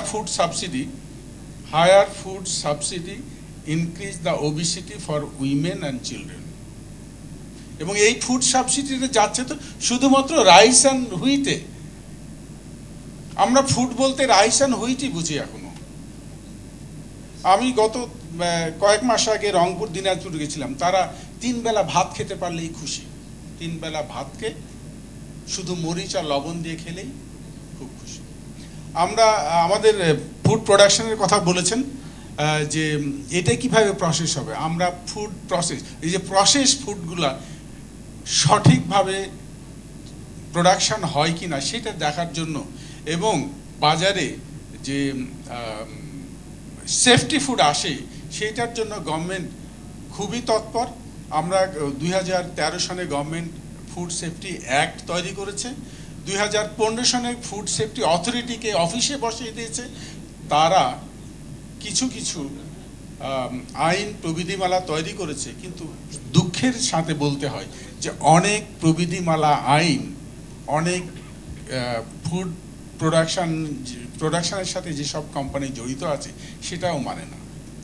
আমি জানি না গভর্নমেন্ট সেক্টরও মানতে পারছে কিনা এই প্রবিধিমালাগুলা, কারণ ওখানে একটা এক্সাম্পল দিই যে ফুড প্যাকেজিংয়ের একটা রুল আছে, প্রবিধিমালা আছে, এটা ফুড সেফটি কর্তৃক প্রণীত। আপনি কি জানেন যে খাদ্য মন্ত্রণালয় একটা আটা বের করে, এটা মন্ত্রণালয় প্যাকেজ করে বিক্রি করে। সেখানেও ওই মন্ত্রণালয়টা তার মন্ত্রণালয় আর একটা সংস্থার সেই আইনটা মানে কিনা আমার সন্দেহ আছে। এই যে gap, practice, knowledge and attitude, এই গ্যাপগুলা থেকে আমাদের বেরিয়ে আসতে হবে, আমাদের সমন্বিত কাজ করতে হবে। একজন বললেন যে পুষ্টি একটা মাল্টি সেক্টরাল জিনিস, আসলেই মাল্টি সেক্টরাল। আমরা কি এই কোঅর্ডিনেশনের সাথে যুক্ত হতে পেরেছি সবাই মিলে? আমি তো পারিনি, দেখি না। খাদ্য মন্ত্রণালয় 17টা মিনিস্ট্রি এবং ডিভিশনকে নিয়ে কোঅর্ডিনেশন করে এই ফুড অ্যান্ড নিউট্রিশন সিকিউরিটি পলিসিকে নিয়ে। আমি দেখেছি সেই কোঅর্ডিনেশনের ভঙ্গুর অবস্থা। যাই হোক, আমি খুব বেশি বলতে চাই না। তারপর আমাদের যে কনসেপশন, আমি আমার বাড়ির আছে, আমি আমের দেশের মানুষ। এখন আমের ওখানে গেলে লোকজন বলে যে আমে কি ফরমালিন দেয়। এই যে সাধারণ মানুষের পারসেপশন, ফরমালিন দেয় আমে। আমি জানি না আপনারা জানেন কিনা, আমে কখনো ফরমালিন দেয় বলে আমার জানা নেই। আমি খুব ছোটবেলা থেকে, আমার নিজেদেরও বাগান আছে, আমি দেখেছি প্যাকেজিং করে কিভাবে পাকায়, আমি ছোটবেলা থেকেই দেখেছি। এই কার্বাইড একটা অথেন্টিকেশন, এটা গোটা বিশ্বব্যাপী, এবং ইন্ডিয়াতেও দেয়। এই কার্বাইড দিয়ে আম পাকানো হয়, এটা বিদেশেও পাকানো হয়। আপনার ভয় কেন কার্বাইড দেখে পাকানো খেলে? মোদ্দা কথা, যে ফলটা পাকিয়েছেন সেটা পুষ্ট কিনা, দ্যাট ইজ ভেরি ইম্পর্টেন্ট। আর এই ফলমূলের সাথে ফরমালিন কোনো ক্রিয়া করে না, এইটা শুধু মনে রাখবেন। ফলমূলের সাথে কোনো ক্রিয়া করে না, এটা মাছের সাথে, প্রোটিনের সাথে করে। মাছে দিবে, মাংসে দিবে, আমে নয়। আমি এটা আমার দেশের মানুষজনকে বোঝাতে পারি না। এখন আমি রাস্তাঘাটে যখন গাড়িতে এমনি চলাফেরা করি তখন দেখি আরে আম খাওয়া যাবে না, এখন তো ফরমালিন দিয়ে দিয়েছে। আমি শুধু শুনি, কারণ এখানে তর্ক করা আমার জন্য খুবই ডিফিকাল্ট। এবং তারা জ্ঞানী মানুষ। এনিওয়ে, আমি খুব বেশি কিছুতেই আর যাব না। আমাদের প্রসেস ফুডগুলো দেখার জন্য আমাদের সরকার একটা সংস্থা তৈরি করে দিয়েছে, তারা দেখছেন। আমি এগ্রিকালচার মিনিস্ট্রিকে আরও, যেটা এগ্রিকালচার মিনিস্ট্রির কাজ, সেটা হচ্ছে গ্যাপ, গুড এগ্রিকালচার প্র্যাকটিস, সেইটা যদি আমরা ইমপ্লিমেন্ট করতে পারি তাহলে আমাদের ফুড সেফটির ক্ষেত্রে অনেক দূর এগিয়ে যাব। সবাইকে ধন্যবাদ। আমি যেমন আমার প্রথম প্যানেলিস্ট বিদায় নিলে আমাকেও বিদায় নিতে হচ্ছে, তারপরে আমি আবার কথা শোনার জন্য একটু থাকবো আর কি। Thank you.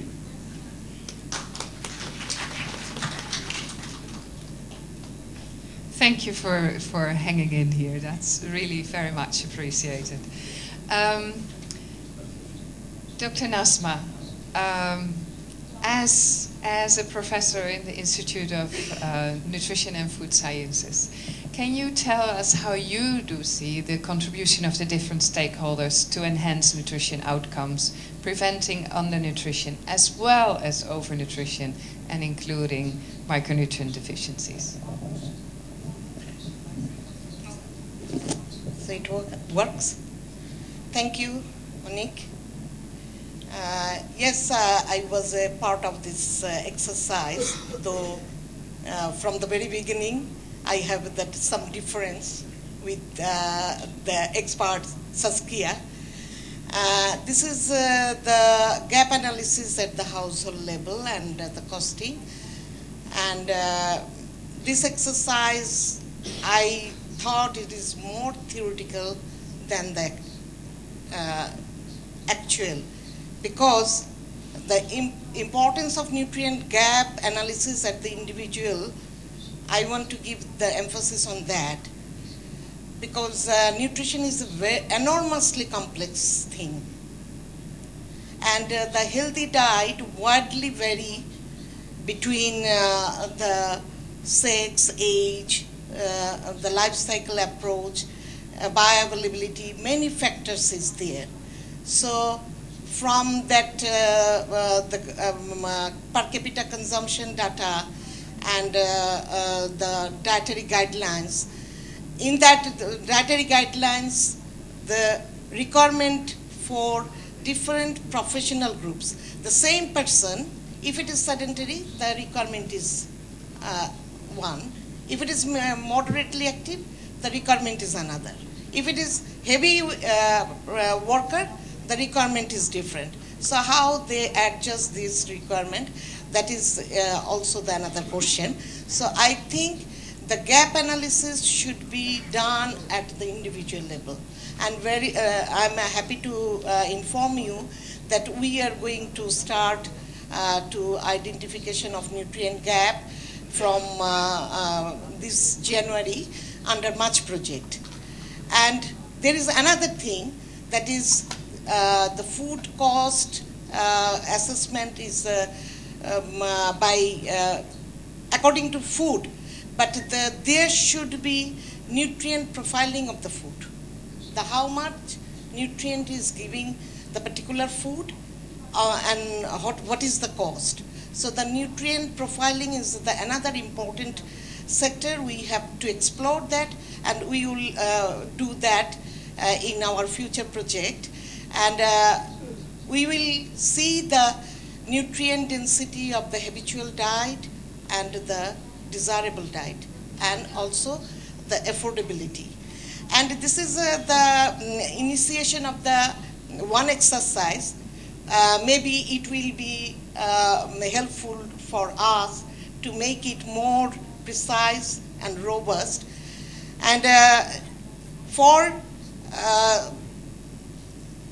social safety net program or the ultra poor segment of the population, we always come up with the fortifications, because in fortifications there is you can see that the recommendation for fortification to overcome the critical situation of that particular segment of population. So if you go through the fortification guideline, there is different fortification: universal fortification, targeted fortification, commercial fortification, So which fortification we will go for, because in Bangladesh, the fortification from piecemeal, I think I am very much concerned about the fortification. Because in Bangladesh, we have the universal fortification of salt with iodine, and oil is with vitamin A. And there is targeted fortification is with rice with 6 micronutrient. And recently I know the Saskatchewan University is fortified the lentil with iron, and they are trying to come in the market. And there is biofortification. Zinc is, lentil is biofortified with the zinc, and golden rice is waiting for coming. And there is the supplementation for some micronutrient. And another thing we should consider, but we are always, when we assess the nutrient intake, we only consider the food. We never consider the water. Water nutrient is another dimension of Bangladesh, because in Bangladesh, iron high area, iron low area is now in the discussion table, because a lot of studies there. Water iron is now bioavailable. So this fortification, before going for fortification, we should see the present prevalence rate. We have the data of micronutrient survey that is done at 2011-12. On the basis of that data, we are going for the different intervention program. And I can give the one example that for vitamin A deficiency, among under 5 children, 20.5% children was vitamin A deficiency during that survey. And non-pregnant, non-lactating women was 5 to 6% were vitamin A deficient. And on the basis of that, government has amended a universal oil fortification with retinol. With that understanding that if the coverage is high coverage, that oil will fill up the 90% RNI of the children, preschool children, and 120% RNI of the NPL. Now we are giving the fortified rice with 6 micronutrient, and I think vitamin A also included in that 6 micronutrient. If the oil is cover 120% RNI of the NPNL and consuming fortified rice, what will happen? We are always talking about the deficiency consequences, but we never talk about the toxicity of these micronutrients, because vitamin A is fat-soluble vitamin, and it has the toxic effect. Not only the toxic effect at the toxic level, if it is subclinical level toxicity, that it interferes with the calcium absorption, which will affect the bone health. So it's a question to the learned audience. So before going to fortification, we have the recent prevalence data, and not only the nutrient intake gap, we need to the prevalence data also. And for iron, a recent randomized control trial, one of our student, Shabuktugin, they showed that, this is the published in Journal of Nutrients, in iron high area, among under 5 children, the iron deficiency anemia only 5%. So before going blanket fortification, we need the precise prevalence, exact prevalence data, and also the nutrient gap, and then we go for the fortification. And there should be strong coordination among the fortification. Piecemeal. The people are coming with the fortified food item and doing the human trial in Bangladesh, but I don't know who is giving the permission. There should be some government body before going that human trial, because another problem we have the problem of genetic variant, that is thalassemia. And iron load has adverse effect, not only the biological level, also at the DNA level. Chromosomal damage can done by the iron toxicity. And we have the thalassemia, and thalassemia prevalence we don't know. We do not have the national data about the thalassemia. So we cannot go for the fortification for all people. So we need the targeted intervention for fortification. And I hope before going any decision or any fortification, there should be valid evidence-based approach. I recommend the evidence-based approach.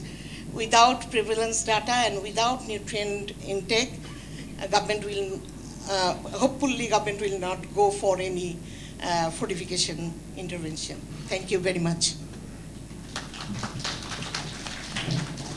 Thank you, Dr. Nasma, for clarifying this important difference between the economic analysis of the nutrient gap and individual nutrient requirements and gaps as a result of specific individual nutrient and energy needs, as well as activity level related to activity levels and a phase of the life cycle.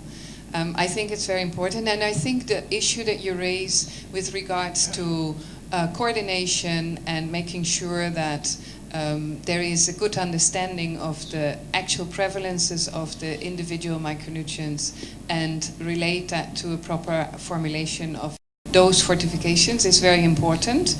Indeed, in Bangladesh, I think the part of iron-based iron deficiency anemia is relatively low, but there's many other micronutrients that are engaged in anemia that are still causing anemia to be there. So we need to have the right formulation and the right type of fortification. And I think if we can come to a joint fortification platform between all the ministries that are relevant to fortification, we might have a good opportunity to actually engage in that coordination and support government in making the correct choices and decisions in that respect. I very much appreciate that. And it's good to hear that much will actually be supporting this. I'm looking at our moderators to see if there's any time for questions from the floor. Only 2 minutes. That means 2 questions. Sir, can someone? Thank you. I was not giving the expert's opinion.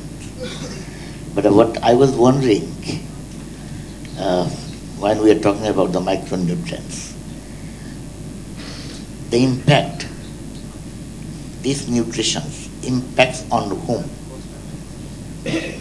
Especially if we look at to the children, as we are talking about the future generation. When I listened Shine about, she was talking about the thalassemia. And I found that from the FNG that study, there is a lack of calcium is there. We had a study in the coastal belt when we were there. Basically, SARPV, we are working especially for the disabled peoples. And one of the major program of us, how to stop the childhood disability. One of the major things we find, the rickets in the coastal belt. And you all we know the source of rickets is vitamin D.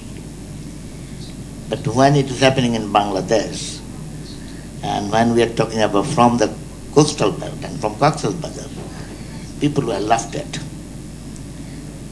Anyway, we find that from the different studies, from Cornell, UNICEF, ICDDRB, so there is a lack of calcium. Due to lack of calcium, micronutrients, vitamin D is not functioning in the body. There is another question, this curiosity was there, why it was not before 40 years, why it is now. Just I'm saying this to all the audience. Another observation is, why there is no lack of calcium among the tribals? Why it is only to the plain plants? That means the food behave, the change of the food behave, the pattern of the food behave. And what happens within this last 50 years or 60 years?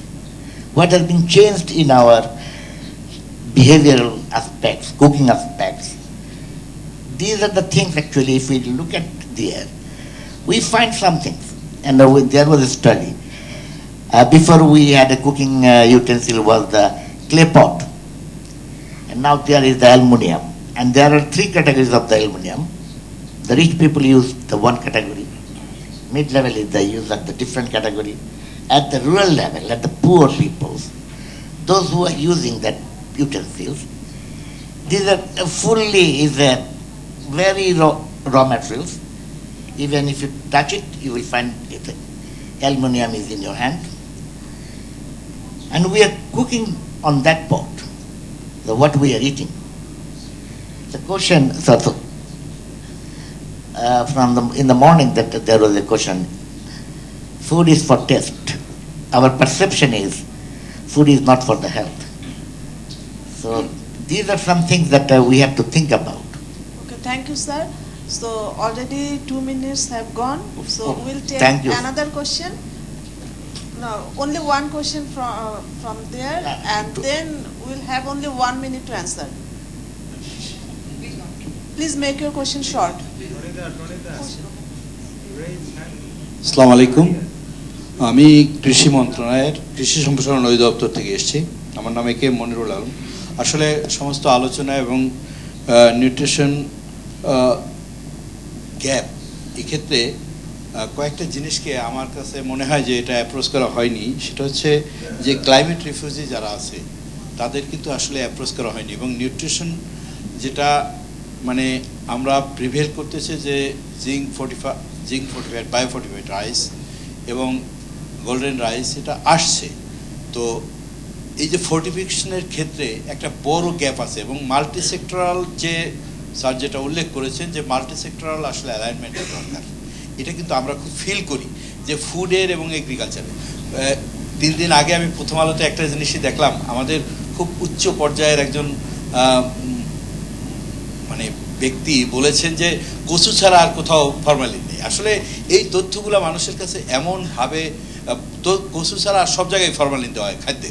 তো এইটা আসলে এই তথ্যগুলা এত বাজেভাবে যাচ্ছে যে একটা fruit খাইতে মানুষ কিন্তু ভয় পাচ্ছে, অথচ ফ্রুটের মধ্যেই আল্লাহ তাআলার নিহিত সমস্তই আছে।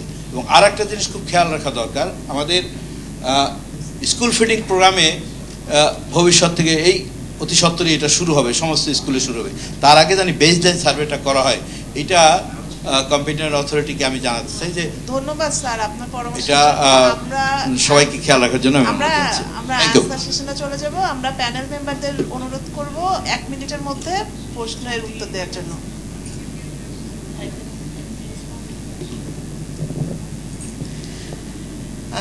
The first, I don't know his name. Okay, for children, that we are going to nutrient gap analysis very soon. So then we can say which macronutrient are gap. Yes, in a small scale study, we identified the calcium intake is low because our food habit is shifting. Previously, we consumed a lot of bony fishes. Now it's shifted to the cultured fish. And during the food composition analysis, we identified that the big fishes has less calcium because we consume only the flesh, not the bone. But in case of bony fish, we consume both, and meal consumption, other source of the calcium, rich source of the calcium, that is milk. Milk consumption is not adequate. And the egg is the another rich source of calcium. Still, egg is not affordable for the all section of the people. The vulnerable group still are not, they don't have the easy access to intake one egg every day per person. So this is the one thing, and vitamin D deficiency is there because in vitamin, if you go for the biochemistry of the vitamin D, in food, the vitamin D precursor is there. And due to the sunlight, it converts into active form, that is vitamin D3. And there is the problem. So that's why now in the developed country, they recommended to the consume of the D3. When the calcium supplement, it is with vitamin D3. So that is another thing. So we don't know what is going on in our children. So after nutrient gap analysis at the individual level, we can give the answer. And another thing is the golden rice and zinc fortified. If you go for the golden rice, then you have to stop the supplementation. So either one.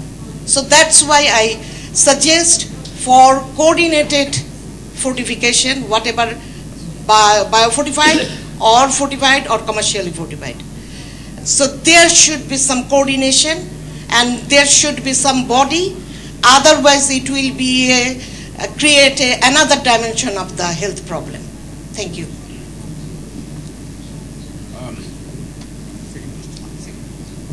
ওকে, আমি দুটা উত্তর দেব। একটা হচ্ছে যে আমি প্রথমে ফিলোসফির কথা বলেছিলাম যে আমাদের প্রথম যে ফুড পলিসি ছিল 2006-এ, সেইখানে 3টা অবজেক্টিভ ছিল। আমরা যে নতুন food and nutrition security policy করছি সেইখানে 5টা অবজেক্টিভ আছে, 2টা নতুন অবজেক্টিভ ঢুকেছে। তার মধ্যে একটা হলো ক্লাইমেট, কারণ ক্লাইমেট শুধু প্রোডাকশনকে হ্যাম্পার করছে না, এটা নিউট্রিশন অ্যাবজর্বকেও হ্যাম্পার করে। সো আমরা ক্লাইমেটকে গুরুত্ব দিয়েছি, এমফাসিস দিয়েছি। আর একটা দিয়েছি যে এই যে আমরা বলছি যে আমাদের কোঅর্ডিনেশন নাই, সেটা একটা গুড গভর্নেন্স মেকানিজম, যেখানে আমরা প্রত্যেকটা রিলেটেড মিনিস্ট্রিকে একত্রিত করেছি এবং কার কি দায়িত্ব সেইটা আমরা নির্ধারণ করে দিচ্ছি। নির্ধারণ করে দিয়ে আমরা ওটাকে মনিটর করি কিভাবে এটা করা যাবে। এটা খাদ্য মন্ত্রণালয়ের অধীনে হচ্ছে। আমি আশা করব এটা সবাই করবে। আর আপনি যেটা বললেন যে ফর্টিফিকেশন, তারপর ফরমালিন, এই বিষয়গুলা নিয়ে যে নেগেটিভ অ্যাটিটিউড আছে মানুষের মধ্যে, এইগুলাকে দূর করার জন্য এই media, social media, Jio, NGO সবাইকে একসাথে কাজ করতে হবে, যেন খুব দ্রুত মানুষের মধ্যে থেকে এইসব ভুল ধারণাগুলা চলে যায়। এছাড়া আমরা সাকসেস হতে পারবো না। সবাইকে ধন্যবাদ।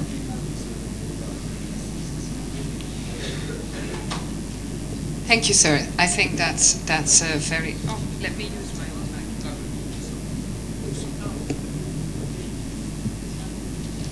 This gives me a bit more liberties. Thank you.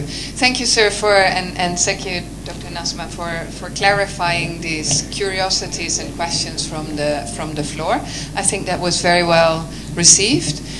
I think what it shows is that we have to have all a very clear mind and a clear understanding of nutrition, and there is a lot of fragmented knowledge around, and with internet and media, etc., it's easy to get misinformed or misunderstand.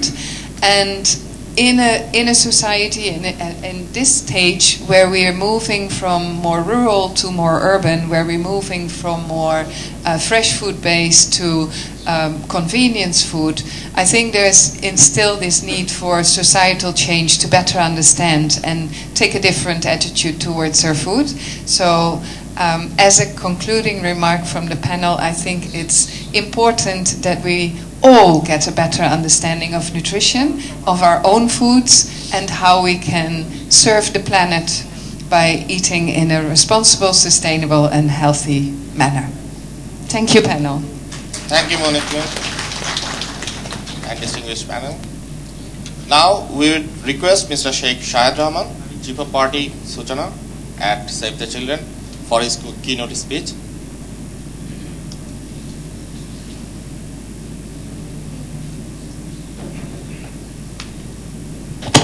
Thank you. Thank you for the invitation, and respected, distinguished invitees and the present, all the colleagues here. Please bear with me. I know it's lunchtime. What is the priority, energy dense food or micronutrient dense food, doesn't matter. But the current need of the country, despite the major improvement in the last decades, with a strong political commitment from the government, we have enormous improvement. Average income, the women empowerment, the maternal neonatal mortality rate has gone down, but still there is a challenge, and the challenge is how the transition from energy dense diet to micronutrient dense diet, and then we are looking forward, obviously, what is the food habit based diet should look like, and how the family can really afford for an individual or for a family as well. So this is what I am going to do. I am recalling the experiences from Suchana program, and I can share the case with you. We started working with the poor and very poor population in the northeast part of Bangladesh, Sylhet and Bazaar. And we have seen, we conducted a cost of diet study there, and we have seen the affordability gap, despite the investment at the household level on the food production or even the income generation, it ranges from 2 to 14%. And then we designed the program how best we really include them into the government social safety net programs. And in case of maternity allowance, the current offer that shows that the deficit is still there and it should be double. And even if it is not double, for the consideration of the life cycle approach and the impact of the children and the next generation, it will not be achieved. And that's why we are talking about in the same voice what World Feed Program has come up with, this fill in the gap with the cabinet division is the right time to talk about this, not only talking about this nutritious diet, rather talk about the food habit based diet, where the food drivers are, and how the people really shape up their daily diet from farm to plate, and how can really the government can best response. With enormous improvement, with a gigantic budget in every year, we are coming up with more expectation. And if we calculate the cost per health and nutrition service delivery or cost per diet or for the poor and very poor population, there is huge gap remains. And I would like to really request the government colleagues and how to best really have a better advocacy on the large amount of investment for the food security and nutrition component with a targeted approach, obviously with a better focus for the poor and very poor population. Just look at a recent example, the market system currently we are experiencing. পেঁয়াজের দাম বাড়ার কারণে আমাদের দেশের সার্বিক অবস্থা. And one single event, that the fragile market system, we are talking about the value chain, but how about the incentives for the market actors? How government is really working with them, both the private actors and the government system. And we have not been efficient in dealing with those risks. And when there is a shock, if it is flood or if it is drought, heavy downpour, we always face a challenge in the market system. And this fragile market system cannot really make us in a position to to buy the nutritious diet or food habit based diet. And if we look at those, our expectation to government and the better advocacy with all the development partners, with UN, that more budget is required. And Shahniaz sir has rightly mentioned only 2% has been allocated for this from the public expenditure. Is it enough to only talk about or for an action? Multi-sectoral approach, Bangladesh as per the WHO guideline and all other guidelines, that we are in a better shape when there is a policy mapping, that we are in a better shape. We have the policy, we have the guideline, we have the strategy, everything is there. But it's still the money is not there. So it's the right time to call. Let's put forward this agenda that we need more money for the food security nutrition component, for the targeted approach, poor and very poor, adolescent, and the demographic transition that we are crossing over now. It's the right time to work together. Thank you very much, and we look forward to work together. Thank you, Mr. Sheikh Shahid Rahman, for your very precise speech. Now, we would like to request Mr. Alpha Ba, Acting Country Director of World Food Programme, Bangladesh, to deliver his closing remarks on behalf of the chair of the meeting. Please welcome Mr. Alpha Ba.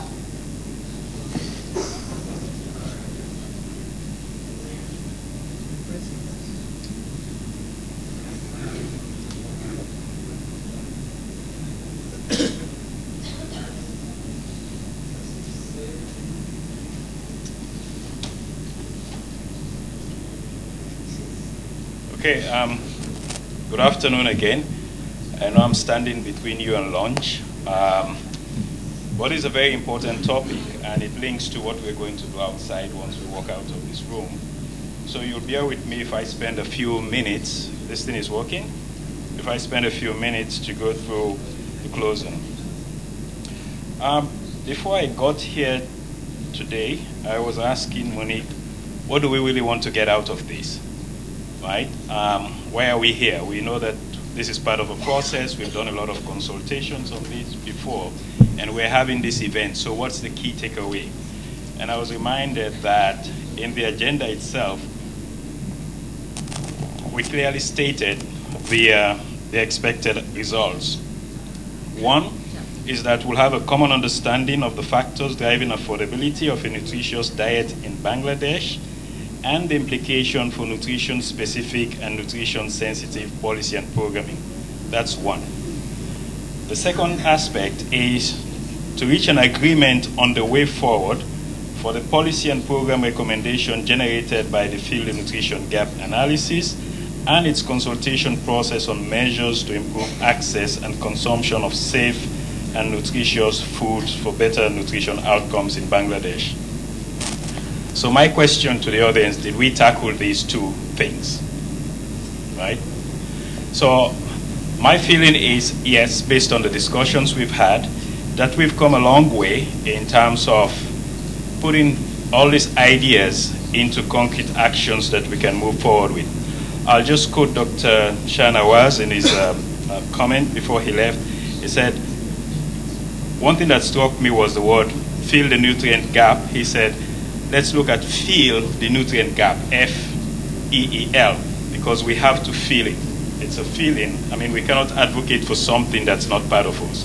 So I think that's a very powerful message, and as we move forward, in my view, we need to look at how we have a creative and innovative way of dealing with all these issues. The analysis itself, as you've seen, has provided us with the evidence to use, evidence to use to improve nutrition outcomes, improving social, behavioral, and behavioral change communication messaging, enhancing food quality and safety, strengthening the understanding of age-specific nutrition needs, and using a multi-sectoral approach which will help us reach that goal. Also, now we must ensure implementation of the recommendations in other programs across all sectors. We started by saying that this is a multi-sectoral thing. As we have 22 ministries involved in the NPAN, there is ample opportunity and readiness to do this. So for a call to action, what I'll say is that as we move forward in the implementation of these recommendations that we've seen in this policy document, we have to bear in mind that nutritious food can be enjoyable, right? Nutritious food can be affordable. Nutritious food can be made available, and nutritious food can be environmentally friendly. So with this, I will ask us all to be creative and innovative in the way we implement the actions to make sure that we have, we tackle the nutrition issues that we have here in Bangladesh. So on that note, I would like to thank you all very much for making time to be here, for being for being with us throughout this process. It's not the end, but it's still a process. We need to get to where we want to go. We have our 2030 targets, and I'm convinced that we'll be able to achieve them with your drive and energy moving forward. Thanks to you all, thanks to the government of Bangladesh and the ministries that we work with. And on behalf of WFP colleagues and our partners, I would like to thank you all, and I think it's time we can go for lunch. Thank you, Mr. Alfava. On that note, we conclude today's event. We thank everyone for your active participations and gracious patience. Lunch has been served, and for that we request you to go to the lobby outside this room. Thank you.